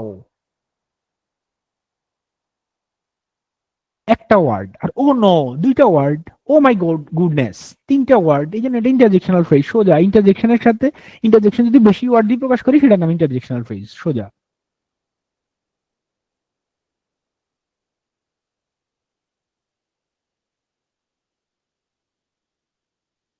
এবার আসেন ডিপেন্ডেন্ট ক্লজ। লেকচার বুকে অনেক কিছু পরে আপডেট করা হয়, প্রথমে লেকচার বুক দিচ্ছেন না, স্লাইডে একটু ব্যতিক্রম থাকবে লেকচার বুক থেকে, এটা স্লাইডেরটা খেয়াল করেন। লেকচার বুকও পড়বেন, এটাও পড়বেন, যিনি জিজ্ঞেস করছে লেকচার বুকে আছে নাকি। তাহলে আমরা এতক্ষণ ডিপেন্ডেন্ট ক্লজ শিখছি। ডিপেন্ডেন্ট ক্লজের তিনটা প্রকার ভেদ, একটা হচ্ছে নাউন ক্লজ, একটা অ্যাডজেক্টিভ ক্লজ, আর একটা অ্যাডভার্ব ক্লজ। আজকের ক্লাস হচ্ছে আমরা এগুলো একটু চিনবো, আসেন চিনি। তাহলে আমাদের গুরুত্বপূর্ণ নাউন ফ্রেজ আর noun clause, adjective phrase adjective clause, adverb phrase adverb clause. Prepositional phrase আমাদের জন্য গুরুত্বপূর্ণ, এবং ভার্বলেস ক্লজ সময় থাকলে এটা দেখাবো পরে, এখন না। নাউন ফ্রেজ, এতক্ষণ নাউন ফ্রেজ আপনারা পড়ছেন না, এবার একটু জটিল সংজ্ঞা। ঠিক একই জিনিস আপনারা যে পড়ছেন, এটা সেম জিনিস, খালি একটু জটিল। আমরা এর আগে বলছি, কতগুলো শব্দগুচ্ছ যদি নাউনের মতো কাজ করে নাউন ফ্রেজ, তাহলে এই যে একই কথা, যেটা নাউনের মতো কাজ করা মানে কি, সাবজেক্ট হিসেবে কাজ করা, অবজেক্ট হিসেবে কাজ করা, কমপ্লিমেন্ট হিসেবে কাজ করা।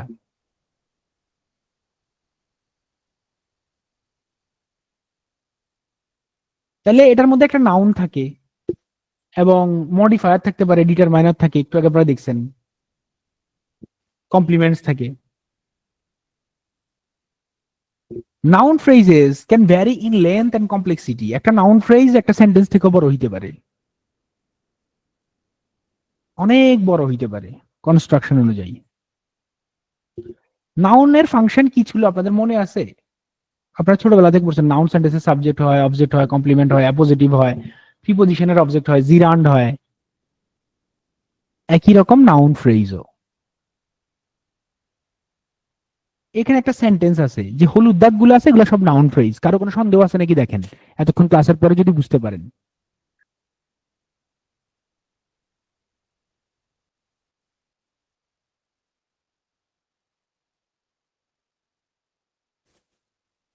কারো কোনো বুঝতে সমস্যা হচ্ছে? এই হলুদ দাগ গুলা যে নাউন ফ্রেজ,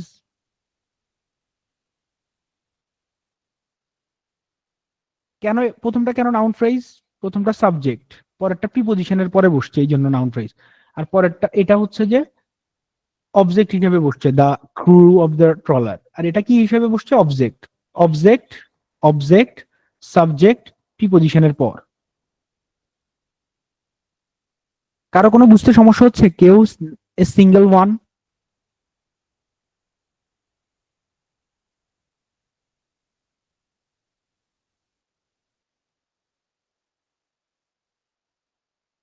সারা রাত রামায়ণ পড়ার পরে সকালে বলতেছে সীতা কার বাপ। আপনি কি এতক্ষণ ছিলেন ক্লাসে জান্নাতুল ফেরদাউস?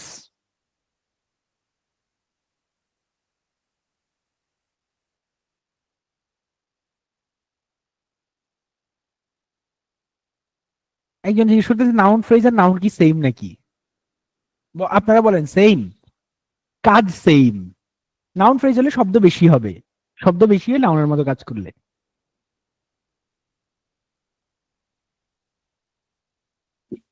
তাহলে আমরা একটু আগে যে বলছি এই ছকটা আপনি বাসায় দেখবেন, আমি বলে দিই এটা ডিটারমাইনার থাকতে পারে।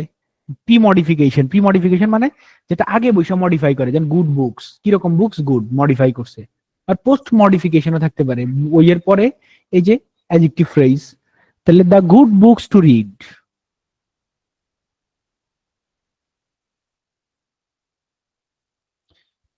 এটা প্রিপোজিশনাল ফ্রেজ না।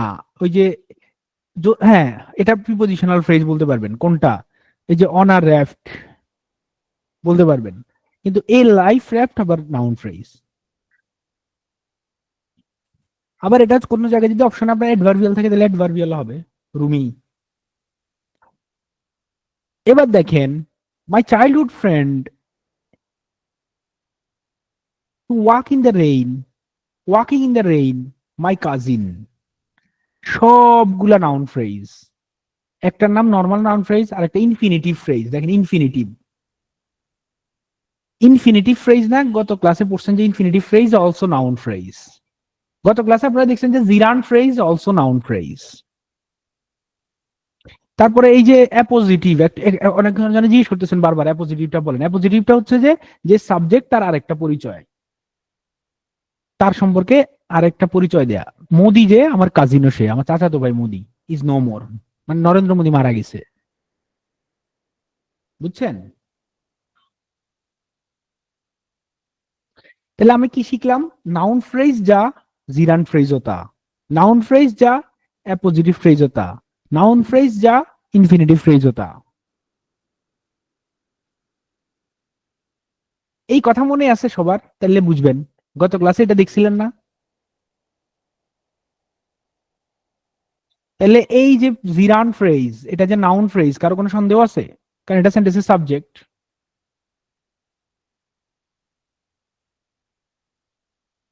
পরেরটা দেখেন, ইনফিনিটিভ ফ্রেজ, সেন্টেন্সের সাবজেক্ট, কারোর কোনো সন্দেহ আছে? এগুলা গত ক্লাসে দেখছেন। এগুলা কি হিসেবে ব্যবহার হয়েছে নাউন ফ্রেজ বলেন তো? Same noun phrase. আর এখন যে নাউন ফ্রেজটা পড়ছেন এটাই, খালি সাবজেক্টের জায়গায় অবজেক্ট হয়ে গেছে। বুঝছেন সবাই?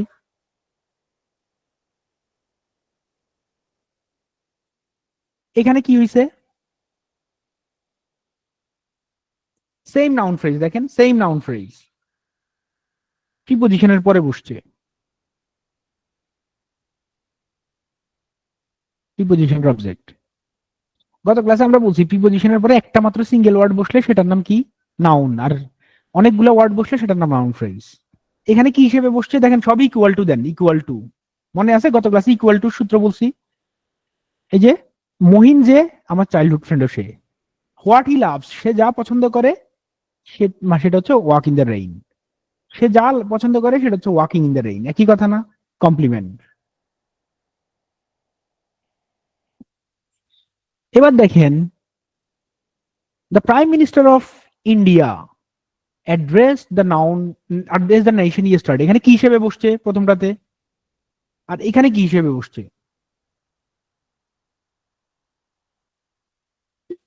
প্রথমটাতে সাবজেক্ট হিসেবে বসছে, পরেরটাতে কি হিসেবে বসছে? এখানে অবজেক্ট। সবাই পারছেন? কেউ কি বুঝছেন এটা যে নাউন ফ্রেজ এবং সাবজেক্ট, এটা সাবজেক্ট এটা অবজেক্ট?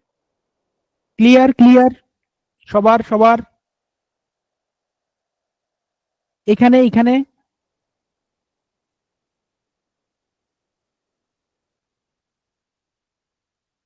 পজিটিভ হিসেবে বসছে।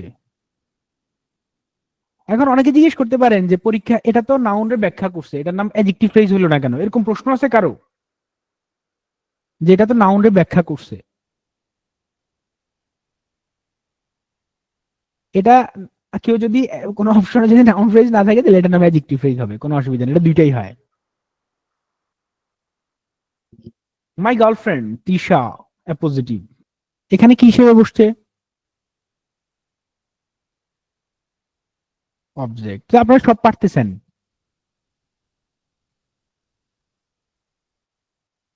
এখানে চিহ্নিত করতে পারতেছেন এই যে নাউন ফ্রেজ, এই যে নাউন ফ্রেজ, এই যে নাউন ফ্রেজ, কোথায় কি হিসেবে বসছে?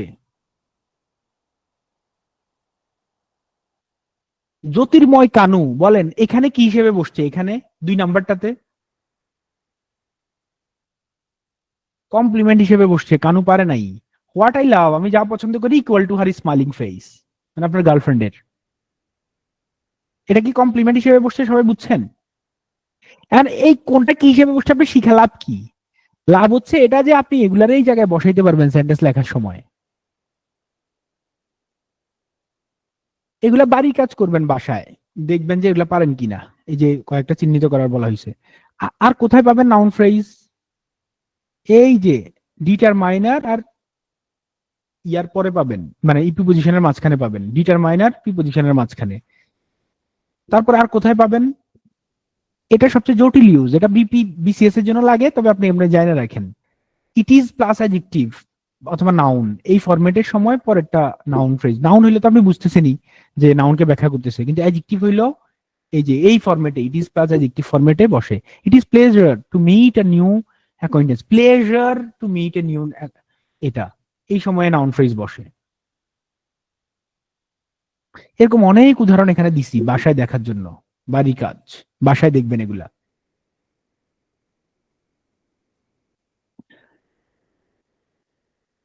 কিন্তু it is plus adjective plus noun format যদি না থাকে, দেখেন এই যে his effort to get a job, effort to get a job, এটা নাউন। এটা কোন ফ্রেজ কে বলতে পারবেন? তাইলে আপনি পুরা success. Very good, adjective phrase. The deadline to enroll in P2A, কোন phrase? Adjective phrase, very good. The book on the table, কোন phrase? Adjective phrase. The book is on the table, এটা কি অ্যাডজেক্টিভ ফ্রেজ? বইটা কোথায়? এটা adverbial অথবা prepositional phrase বা modifier, post মডিফায়ারও বলতে পারেন।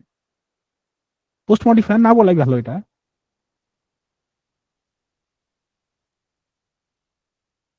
দেখেন it is plus noun format নাই, ভুল করা যাবে না। It is plus noun format বা অ্যাডজেক্টিভ ফরম্যাট যদি না থাকে, তাহলে এখানে he came to see his ailing mother, এখানে কি এটা?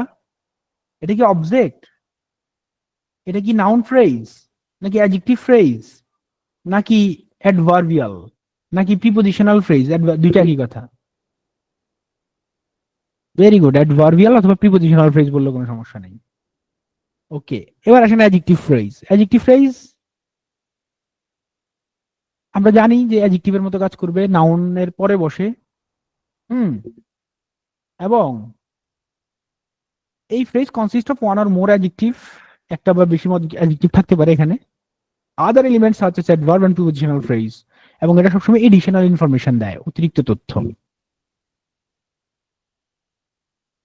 যেমন দেখেন, there must be a noun before an adjective phrase, there must be a noun, অবশ্যই একটা নাউন থাকবে। দেখেন এটা যে অ্যাডজেক্টিভ ফ্রেজ, আপনাদের কোনো সন্দেহ আছে? নাউন, নাউন, নাউন, এরপরে তারে ব্যাখ্যা করতেছে ওম্যান উইথ এ ভেইল, ঘোমটা পরা মেয়েটা, টেবিলের উপরে বইটা, a thing of beauty is joy forever. কে বলছে এটা জানেন কেউ? John Keats. এখানে এরকম কেউ আছেন ইংলিশ লিটারেচারের, এবং যিনি 49তম বিসিএস দিবেন? আমরা হচ্ছে কোর্স রান করতেছি 49তম বিসিএস এর ইয়ার উপরে, লিটারেচারের উপরে, 100 নম্বরের। 1 তারিখ থেকে ক্লাস শুরু।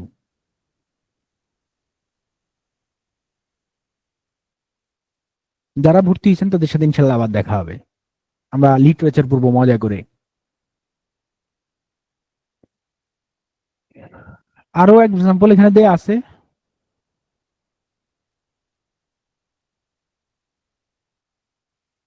এবার আসেন তাহলে আমরা কি শিখলাম? অ্যাডজেক্টিভ ফ্রেজ কি হইতে পারে? পার্টিসিপল ফ্রেজ মানে verb plus ING. Adjective phrase appositive phrase হইতে পারে, প্রিপোজিশনাল ফ্রেজ হইতে পারে। একটু আগে আমরা উদাহরণ দেখছি, যেমন এই যে নরেন্দ্র মোদী এই যে অ্যাপোজিটিভ, এটা অ্যাডজেক্টিভ ফ্রেজ হইতে পারবে।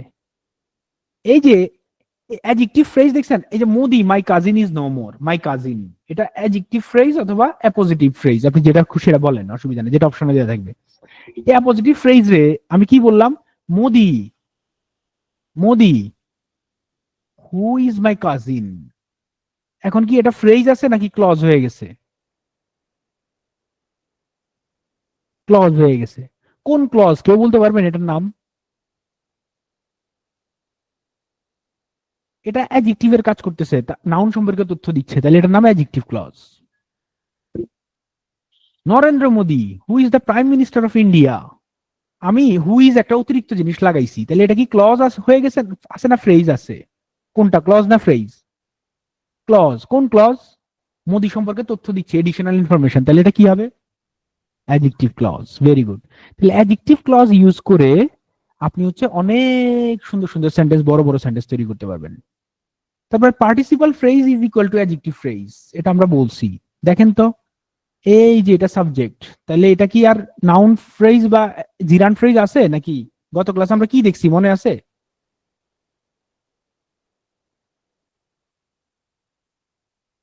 এই যে এটা হচ্ছে যে এটাকে মডিফাই করছে শিখে, কিন্তু এখানে কি মডিফাই করছে নাকি সাবজেক্ট হিসেবে বসছে? এখানে কিন্তু এটা নাউন ফ্রেজ, এই যে জিরান ফ্রেজ। এবার ক্লিয়ার হয়েছেন অনেকটা? এবার দেখেন তো, এটা কি পার্টিসিপাল ফ্রেজ নাকি নাউন ফ্রেজ? সাবজেক্ট আছে এখানে, পার্টিসিপাল ফ্রেজ। এবার কি নাউন ফ্রেজ নাকি পার্টিসিপাল ফ্রেজ?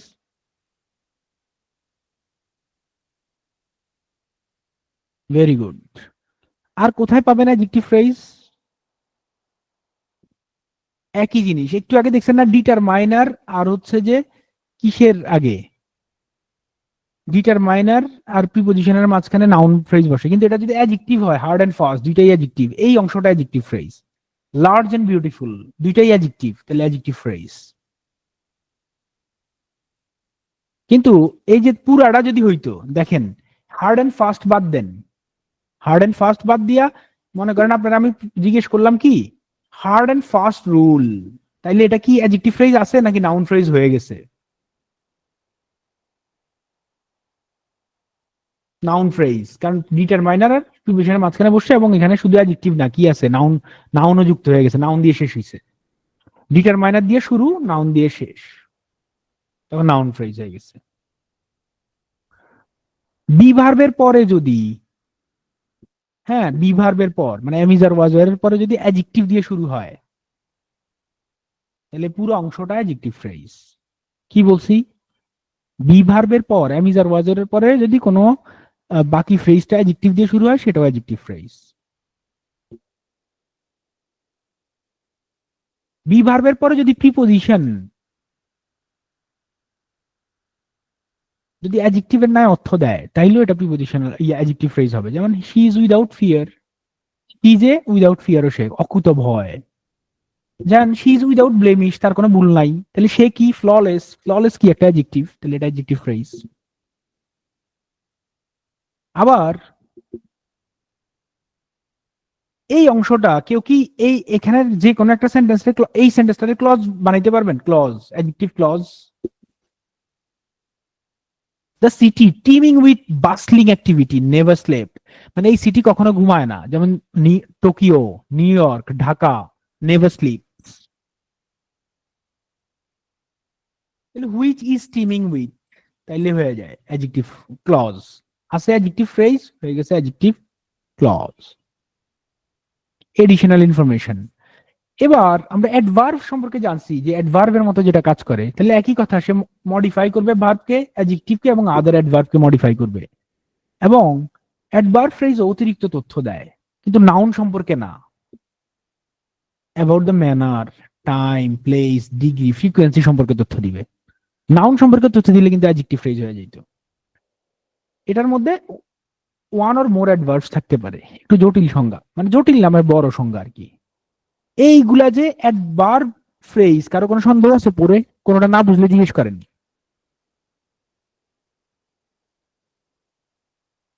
কখন কোথায় কিভাবে দ্বারা প্রশ্ন করলে পেয়ে যাবেন। আফজাল কেম টু সি মি, আফজাল কেন আসছে? আমাকে দেখতে কেন দ্বারা প্রশ্ন করলে পাবেন।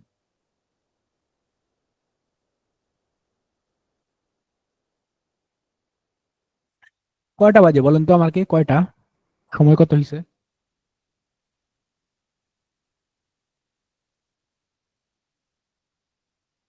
বেশি হয় নাই। তাহলে আমরা এই অংশটা থেকে বুঝলাম যে এই যে দেখেন সব কিন্তু প্রিপজিশন দিয়ে শুরু হয়েছে, এই যে প্রিপজিশন অনেকগুলাই না, এটা দিয়ে আমরা বুঝলাম যে প্রিপজিশনাল ফ্রেজও কি হইতে পারে, অ্যাডভার্ব ফ্রেজ হইতে পারে, ইনফিনিটিভ ফ্রেজ ও অ্যাডভার্ব ফ্রেজ হইতে পারে। যেমন এই যে infinitive phrase, to see me, to see me রে যদি আপনি, এটা অবজেক্ট না সেন্টেন্সে, দেখেন কেম কিন্তু ইন্ট্রানজিটিভ ভার্ব, এটা অবজেক্ট বহন করে না।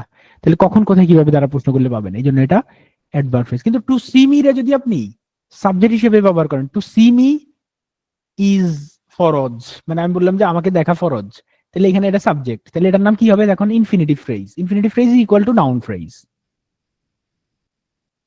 বুঝা গেছে? আমাদের ক্লাস প্রায় শেষ। He left bag and baggage, কেউ বলতে পারবেন এটা কোন ফ্রেজ? Adverb phrase. সে কিভাবে গেল? ব্যাগ এন্ড ব্যাগেজ, তলপি তলপা সহ। এগুলো সব অ্যাডজেক্টিভ ফ্রেজের উদাহরণ, অ্যাডভার্ব ফ্রেজের দেখে নিবেন, কারণ এটা বিসিএস এর জন্য লাগবে, আপনার লাগবে না, আপনি জাস্ট উদাহরণ দেন। এবার আসেন লেটস আইডেন্টিফাই ক্লজ, আমরা ক্লজ শিখি এবার। ক্লজ এটা কি বলেন তো, একটা ওয়ার্ড, এটা কি? নাউন ফ্রেজ না বলে আমরা ফ্রেজ বলি, ফ্রেজ। এটা কি?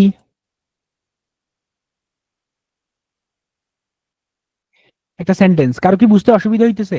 এটা নাউন ফ্রেজ, এটা নাউন ফ্রেজ, কারো বুঝতে অসুবিধা হইতেছে?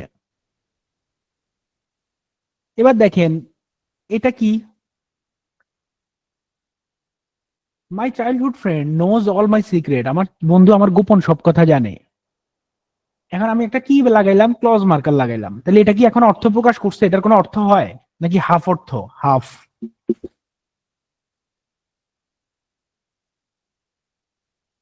তার উপর ডিপেন্ডেন্ট এটাও নাই, একটা অধীন বাক্যাংশ।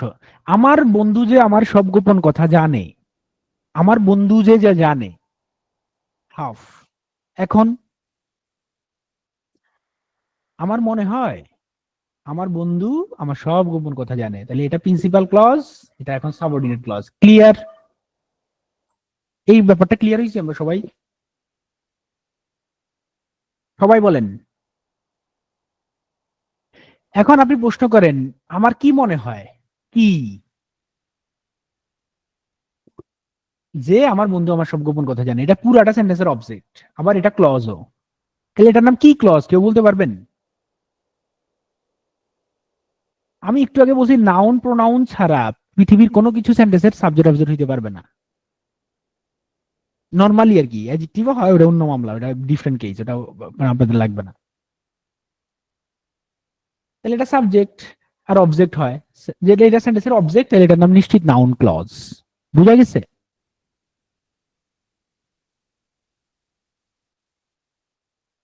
আরেকটা উদাহরণ দিই তাহলে আরো বুঝবেন। এটা মানে কি আমি জানি, একটা সেন্টেন্স। ক্লিয়ার এটা সবাই? এখন দেখেন তো এটা কি হইছে, আই নো হিম, এটাও কি একটা সেন্টেন্সই আছে, একটা ওয়ার্ড হইলো। হিমটা কি? ওয়ার্ড। এবার বলেন তো, আই নো হিজ ব্রাদার, আমি তার ভাইকে চিনি, কি হয়ে গেল? এটা ফ্রেজ। ক্লিয়ার? এবার আমি বলছি যে I know who his brother is, তার ভাইকে আমি জানি, তাহলে কি হইলো? একটা ক্লজ মার্কার যুক্ত হয়ে গেল। এবং আমি কি জানি? তার ভাইকে, তাহলে এটা সেন্টেন্সের অবজেক্টও, তাহলে এটার নাম কি, এটা ক্লজটার নাম কি? Noun clause. কারণ নাউন ক্লজ ছাড়া কোনো ক্লজই সেন্টেন্সের সাবজেক্ট অবজেক্ট হইতে পারবে না, অ্যাডজেক্টিভ হইতে পারবে না, অ্যাডভার্ব হইতে পারবে না। ক্লিয়ার? এখন আমার কি কেউ বলতে পারবেন, এটা আমরা এটাও তো বলতে পারতাম, I know who is his brother, তাহলে কি শুদ্ধ হইতো না হইতো না? হইতো না। কেন হবে না কেউ বলতে পারবেন? কারণ ওই যে এমবেডেড, ওই যে আমরা বলছি এমবেডেড এমবেডেড কোশ্চেন, মানে সাবঅর্ডিনেট ক্লজ, যেটা সাবঅর্ডিনেট ক্লজ বা নাউন ক্লজ, সেটা কখনো ইন্টারোগেটিভ হইতে পারবে না, ইন্টারোগেটিভ হবে না। নাউন ক্লজ কিভাবে চিনবেন? একই কথা, ওই যে নাউন যেখানে বসবে, subject, object, prepositive, complement, complement of adjective, প্রিপোজিশনের অবজেক্ট, জিরান্ডের অবজেক্ট, ইনফিনিটিভের অবজেক্ট, এগুলা হিসেবে বসে। যেমন আমি একটা একটা স্লাইড চেঞ্জ করব আর আপনারা বলবেন যে বুঝছেন কিনা, না বুঝলে এটা আমি বলে দিব। আমি এই হোয়াট হি সেইড এটা সেন্টেন্সের সাবজেক্ট হিসেবে বসছে, এবং আপনি দেখবেন এখানে লেখা আছে কোনটা কি হিসেবে বসছে। আপনি যদি না বুঝেন আমরা বলবেন। এখানে সাবজেক্ট হিসেবে বসছে যে, এটা সবাই বুঝছেন।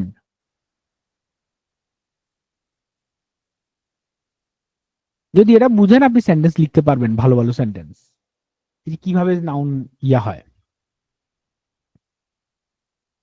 আমি কোশ্চেন করব, সবাই বলবেন যে বুঝছি, ইয়েস বললে আমি পরের স্লাইডে যাব। এই যে এটাতে একটু ঝামেলা আছে, অনেকে মনে করতে পারেন এটা অ্যাডজেক্টিভ ফ্রেজ। এটা একটু খেয়াল করেন, যখন সেন্টেন্সের স্ট্রাকচার থাকবে দ্য ট্রুথ, দ্য ফ্যাক্ট, কারণ তখন এটা appositive phrase, appositive phrase also noun phrase.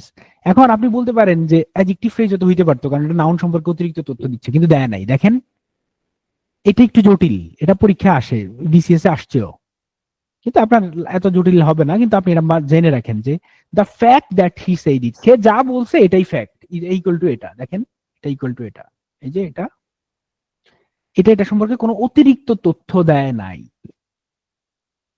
এই জন্য এটা নাউন ফ্রেজ। এই ধরনের স্ট্রাকচার আরো আছে। যেমন দেখেন, আপনি যদি বলেন I am sure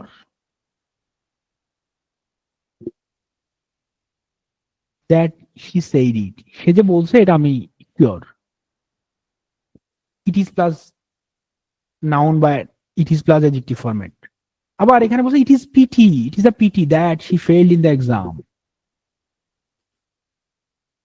it is easy to find fault with others, এটা আর কি। আচ্ছা, it is a miracle that he survived the earthquake. আমরা কি বলছি, এই ফরম্যাটে এটা নাউন ক্লজ হবে। কিন্তু এখানে দেখেন এটা ইকুয়াল টু এটা, এটা দুইটা একই না।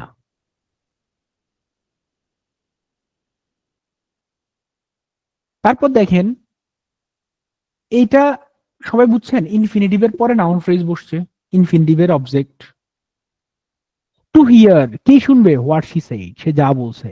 প্রশ্ন করেন ইনফিনিটিভকে কি বা কাকে দ্বারা। তাহলে এই ধরনের সেন্টেন্স আপনি লিখতে পারতে হবে, তাইলে আপনার রাইটিং স্কিল বাড়বে। To hear what he said was important, সে যা বলছে সেটা শোনা গুরুত্বপূর্ণ। কেন, আপনি অ্যাডজেক্টিভ শুধু ফ্রেজ শিখলেই হবে না, নাউন ফ্রেজ এটা ইউজ কেমনে করে সেটা দেখতে হবে, তাইলেই আপনার সেন্টেন্স ভালো হবে। আমরা আগামী ক্লাসে নাউন ক্লজের আরো ইউজ দেখবো। আগামী ক্লাসে নাউন ক্লজের অনেক বিস্তারিত ক্লাস আছে, নাউন ক্লজ, অ্যাডজেক্টিভ। আগামী ক্লাসে অবশ্যই আপনারা আর্টিকেলটা পড়ে আসবেন, আর্টিকেল দুইবার করে পড়ে আসবেন, দুইবার, দুইবার অনুবাদটা। এখানে জিরান্ডের অবজেক্ট হিসেবে বসছে।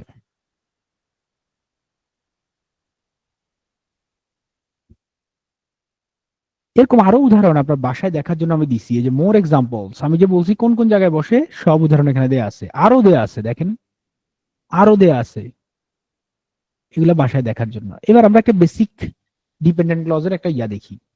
আই নো হিম, আমি তাকে চিনি। আই নো হি সিস্টার, এটা ওয়ার্ড, এটা phrase. I know where he sister lives, আমি জানি তার সিস্টার কই থাকে। কি জানি, কি জানি তার সিস্টার কই থাকে, এটা কি নাউন ক্লজ নাকি adjective clause? Very good, noun clause. কিন্তু দেখেন একই জিনিস, হোয়ার হি সিস্টার লিভস একই জিনিস, কিন্তু আই উইল গো বলছে, ইন্ট্রানজিটিভ ভার্ব, অবজেক্ট নাই। তাহলে নাউন, এটা তো অবজেক্ট যদি না হয় এটার নাম নাউন ক্লজ হবে না। তাহলে আই উইল গো, আমি কোথায় যাব, এটা কি ক্লজ? Adverb clause.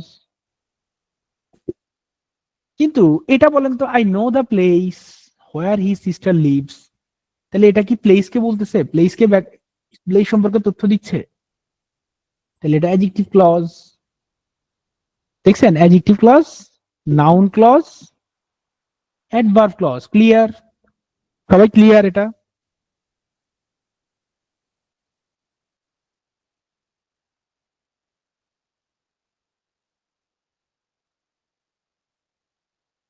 তাহলে আমরা কি জানলাম? আমরা জানলাম অ্যাডজেক্টিভ ক্লজ নাউন ক্লজ সম্পর্কে অতিরিক্ত তথ্য দেয়। I know the place where he sister lives, I know the man whom we all respect, যাকে আমরা সবাই রেসপেক্ট করি, ম্যান সম্পর্কে তথ্য দিচ্ছে, প্লেস সম্পর্কে তথ্য দিচ্ছে। এগুলো আরো কিছু উদাহরণ আপনি বাসায় দেখবেন। এবং অ্যাডজেক্টিভ ক্লজ, ক্লজ মার্কার ছাড়াও অ্যাডজেক্টিভ ক্লজ হইতে পারে। দেখেন, I will tell you all I heard, all that I heard. দেখছেন, এটা না দিলে হবে। This is the phone which I lost, which নাই। এটা ছাড়া দিলে সেন্টেন্স আরো সুন্দর। Eat all you can, eat all that you can. তাহলে উইদাউট ক্লজ মার্কারও বসতে পারে। এটা শিখলাম আমরা নতুন জিনিস।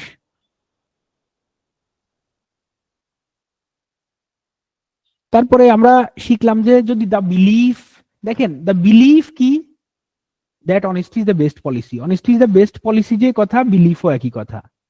এই জন্য এটার নাম অ্যাপোজিটিভ ক্লজ বা নাউন ক্লজ। কিন্তু এখানে মুভি সম্পর্কে অতিরিক্ত তথ্য দিচ্ছে। The movie that won several awards, যেটা অনেকগুলো অ্যাওয়ার্ডস জিতছে, এটা হচ্ছে তার সম্পর্কে তথ্য। আর এটা তথ্য না, এটা একই কথা। পার্থক্যটা বুঝছেন? এই জন্য এটার নাম হচ্ছে অ্যাডজেক্টিভ ক্লজ, এটা হচ্ছে নাউন ক্লজ। এটা জটিল ইউজ, এটা হচ্ছে যে বিসিএস এ অনেকবার আসছে, এই জন্য আমি এটা রাখছি এবং আপনাদের সেন্টেন্স লেখার সময় লাগবে। দেখেন এই যে, আবার ভালো করে দেখেন, দ্য বিলিফ, বিশ্বাস, বা যে এই কথাটা আমরা সবাই বিশ্বাস করি কি, honesty is the best policy. Honesty is the best policy যে কথা, এটাও একই কথা।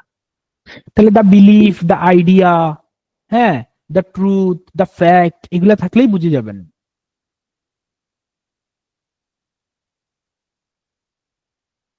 দুইটাই তথ্য দিচ্ছে না, একটা রিস্টেট করতেছে কানু। এই দেখেন explanation, when a noun is immediately followed by a clause that identifies অথবা restates it, honesty is the best policy যেটা, এটা রিস্টেট করতেছে যে ফ্যাক্ট, তখন এটা অ্যাপোজিটিভ ক্লজ। আর যদি রিস্টেট না করে তথ্য দেয়, তখন এটা অ্যাডজেক্টিভ ক্লজ। এর আরো উদাহরণ এখানে দেয়া আছে বাসায় দেখার জন্য। তাহলে এখানে কি সবাই সবগুলো আইডেন্টিফাই করতে পারেন কিনা দেখেন তো।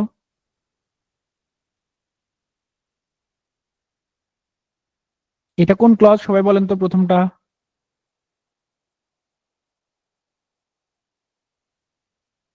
পরেরটা?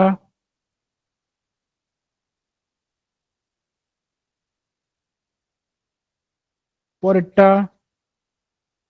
সব নাউন ক্লজ। এবং আমরা আরেকটা মজার জিনিস দেখি, ইনফিনিটিভ টু, এটাও অ্যাডজেক্টিভ ক্লজকে ভাঙায়া হইতে পারে। যেমন, give me some more food that I may eat, আমাকে আরো বেশি যেতে, আমি যেটা খেতে পারি। তাহলে give me some food to eat, এটা এভাবেও লেখা যায়। জাস্ট একটা সেন্টেন্সের স্ট্রাকচার দেখালাম আপনার বুঝার জন্য। সেম স্ট্রাকচার এটা, দেখেন তো বুঝেন কিনা।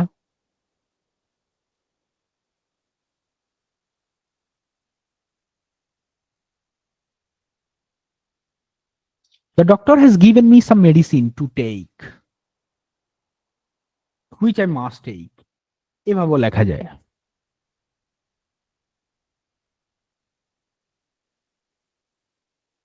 এবার আসেন অ্যাডভার্ব ক্লজ। অ্যাডভার্ব ক্লজ সোজা, একটু আগে বলছি, কখন, কোথায়, কিভাবে, কেন দ্বারা প্রশ্ন করলে পাবেন।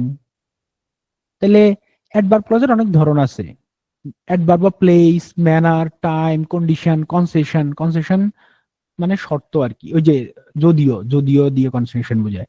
কনসিকুয়েন্স, ফলাফল, রিজন, পারপাস, এগুলো বোঝায়। এগুলোর সংক্ষেপে এমপিটি, ম্যানার, প্লেস, টাইম, 3CR, তিনটা সি, কন্ডিশন, কনসেশন, কনসিকুয়েন্স, আর মানে রিজন। MPT 3CRP, এটা দিয়ে বোঝায় আর কি, মানে মনে রাখার জন্য। তাহলে কোনটা কিভাবে প্রশ্ন করবেন? ম্যানার হইলে আমরা প্রশ্ন করি হাউ দিয়ে, প্লেস হইলে হোয়ার দিয়ে, টাইম হইলে ওয়েন দিয়ে, কন্ডিশন হইলে ইফ দিয়ে, কনসেশন হইলে দো দিয়ে, কনসিকুয়েন্স হইলে সো দিয়ে, মানে এটা দিয়ে বুঝাই। রিজন মানে এরকম আর কি, এই যে এখানে আছে দেখেন, এটা দিয়ে প্রশ্ন করলে আমরা পাই। কিভাবে, কোথায়, কখন, হ্যাঁ, কোন শর্তে, হ্যাঁ, কোন কনসেশনে, অল দ্য হোয়াট, যদিও কেন, সো হোয়াট দিয়ে, reason why, purpose for what, এইগুলা দিয়ে যে সেন্টেন্স গুলা থাকবে তখন বুঝবেন এটা অ্যাডভার্ব ক্লজ। যেটা সেন্টেন্সের সাবজেক্ট অবজেক্ট হিসেবে বুঝবেন এবং অতিরিক্ত তথ্য দিবে না, এটা ছাড়া দুনিয়া সবই অ্যাডভার্ব ক্লজ। প্রত্যেকটার জন্য আমি একটা উদাহরণ দিয়ে দিছি। আগামী ক্লাসে আমরা এটা বিস্তারিত করবো, তো এই জন্য প্রত্যেকটার জন্য উদাহরণ দেখেন, সবাই উদাহরণটা সবাই পড়েন, এক সময় 2 মিনিট সবগুলো উদাহরণ পড়েন। কখন, কোথায়, কিভাবে, কেন, এটা দ্বারা প্রশ্ন করলে সাধারণত পেয়ে যাবেন সবগুলো উদাহরণ। শুধু এই উদাহরণ না, আরো উদাহরণ দেওয়া হয়েছে, এবং আপনার বাড়ি কাজ আছে এখানে একটা। আজকের ক্লাসে অনেক বাড়ির কাজ, এগুলো না করলে আপনি কিন্তু উন্নতিটা হবে না। সব পৃথিবীর সব ইউনিভার্সিটিতে, ক্লাসে, ভালো ভালো কোর্সে আপনার অলওয়েজ ওয়ার্কশিট থাকে। এই যে এটা ওয়ার্কশিট আপনার জন্য, আপনি নিজে করবেন, এবং আপনি নিজে করবেন এবং দেখবেন যে আমি আরো উদাহরণ দিয়ে দিছি, এই যে সবগুলার ম্যানার, প্লেস, এই যে এগুলার আরো উদাহরণ দিয়ে দিছি, বুঝছেন? এই যে আরো উদাহরণ, এবং আগামী ক্লাসে আরো উদাহরণ থাকবে এটার। প্রথমে এটা দেখবেন, তারপর এটা করবেন। তাহলে আমরা কি ফ্রেজ এবং ক্লজ এখন দেখলে মোটামুটি চিনবো না? আরেকবার রিভাইজ দিলে আপনার আরো বেশি ক্লিয়ার হবে। কিন্তু আমরা কি এখন মোটামুটি মানে একটা আইডিয়া হয়েছে না সবার? এবার আপনি যদি আমার লেকচারটা আবার শুনেন আগামীকালকে ক্লাসের আগে, এবং আপনাদের যে আমি ট্রান্সলেশনটা দিছি পড়ার জন্য, ওই যে ইরান আর ইসরায়েলের, এটা যদি ভালো করে 2বার পড়ে আসেন, আগামী ক্লাস আপনি চমৎকার ভাবে বুঝবেন। আর যারা পড়ে আসবেন না তারা দুর্বল থাকবেন। এবং ওই ক্লাসটা একটু কঠিনই হবে, কারণ ব্যাংকে কোনো আপনার সোজা সেন্টেন্স আসবে না, সোজা সেন্টেন্স কমপ্লিশন আসবে না, সোজা ক্লজ আসবে না। আমি যেগুলা করাবো ওই মানের আসবে, অথবা ওই মানের থেকে নিচে আসবে। এই কারণে আপনি আগামী ক্লাসে ওগুলা পড়ে আসবেন, এবং আগামী ক্লাসে আমরা বেসিক্যালি ক্লজ কিভাবে ট্রান্সলেট করতে হয়, ক্লজ কিভাবে দিয়া সেন্টেন্স তৈরি হয় আরো দেখবো, ট্রান্সলেশন কিভাবে হয় সেটাও দেখবো, এগুলা দেখবো, ট্রান্সলেশন, তারপর সেন্টেন্স মেকিং, এগুলা দেখবো। এগুলা যদি আপনার থাকে তাইলে আপনি ভালো করবেন। এবার আপনার মাইক্রোফোন অন করে আপনি চাইলে প্রশ্ন করতে পারেন।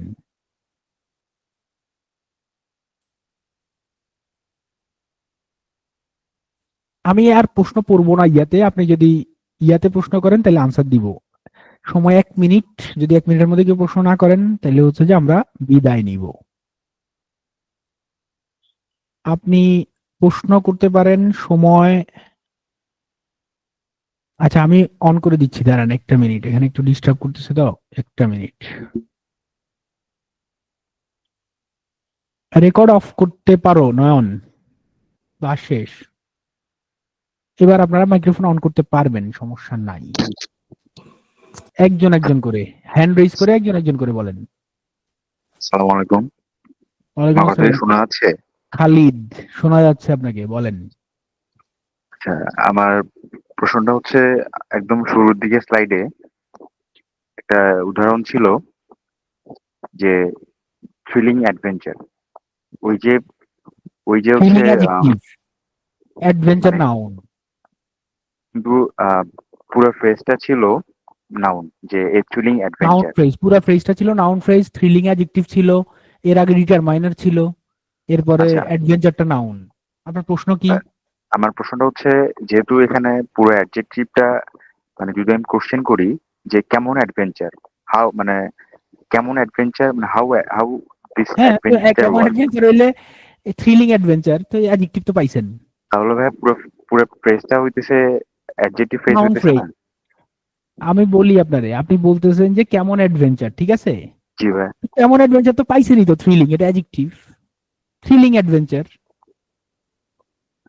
আচ্ছা, তার মানে পুরা এই থ্রিলিং ওয়ার্ডটাকে পুরা এই যে থ্রিলিং, ওই এই যে আনছি আমি, দেখেন তো আপনার স্লাইড কি শেয়ার বন্ধ হয়ে গেছে না?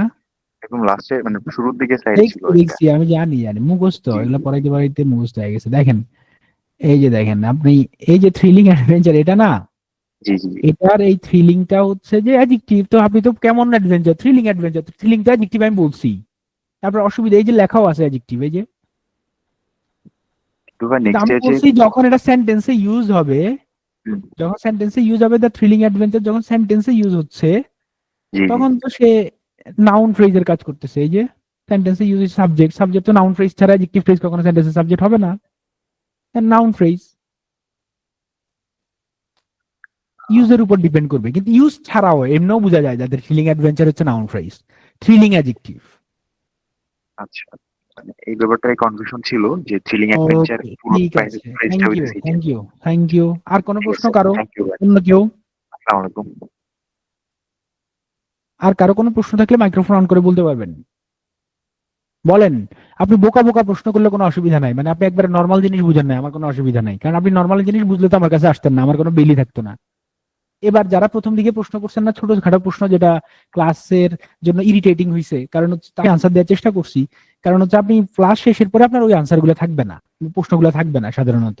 যদি থাকে সেটার আনসার দিব। আপনি এখনো একবার প্রাইমারি লেভেলের প্রশ্ন করতে পারেন, আমার কোনো অসুবিধা নাই।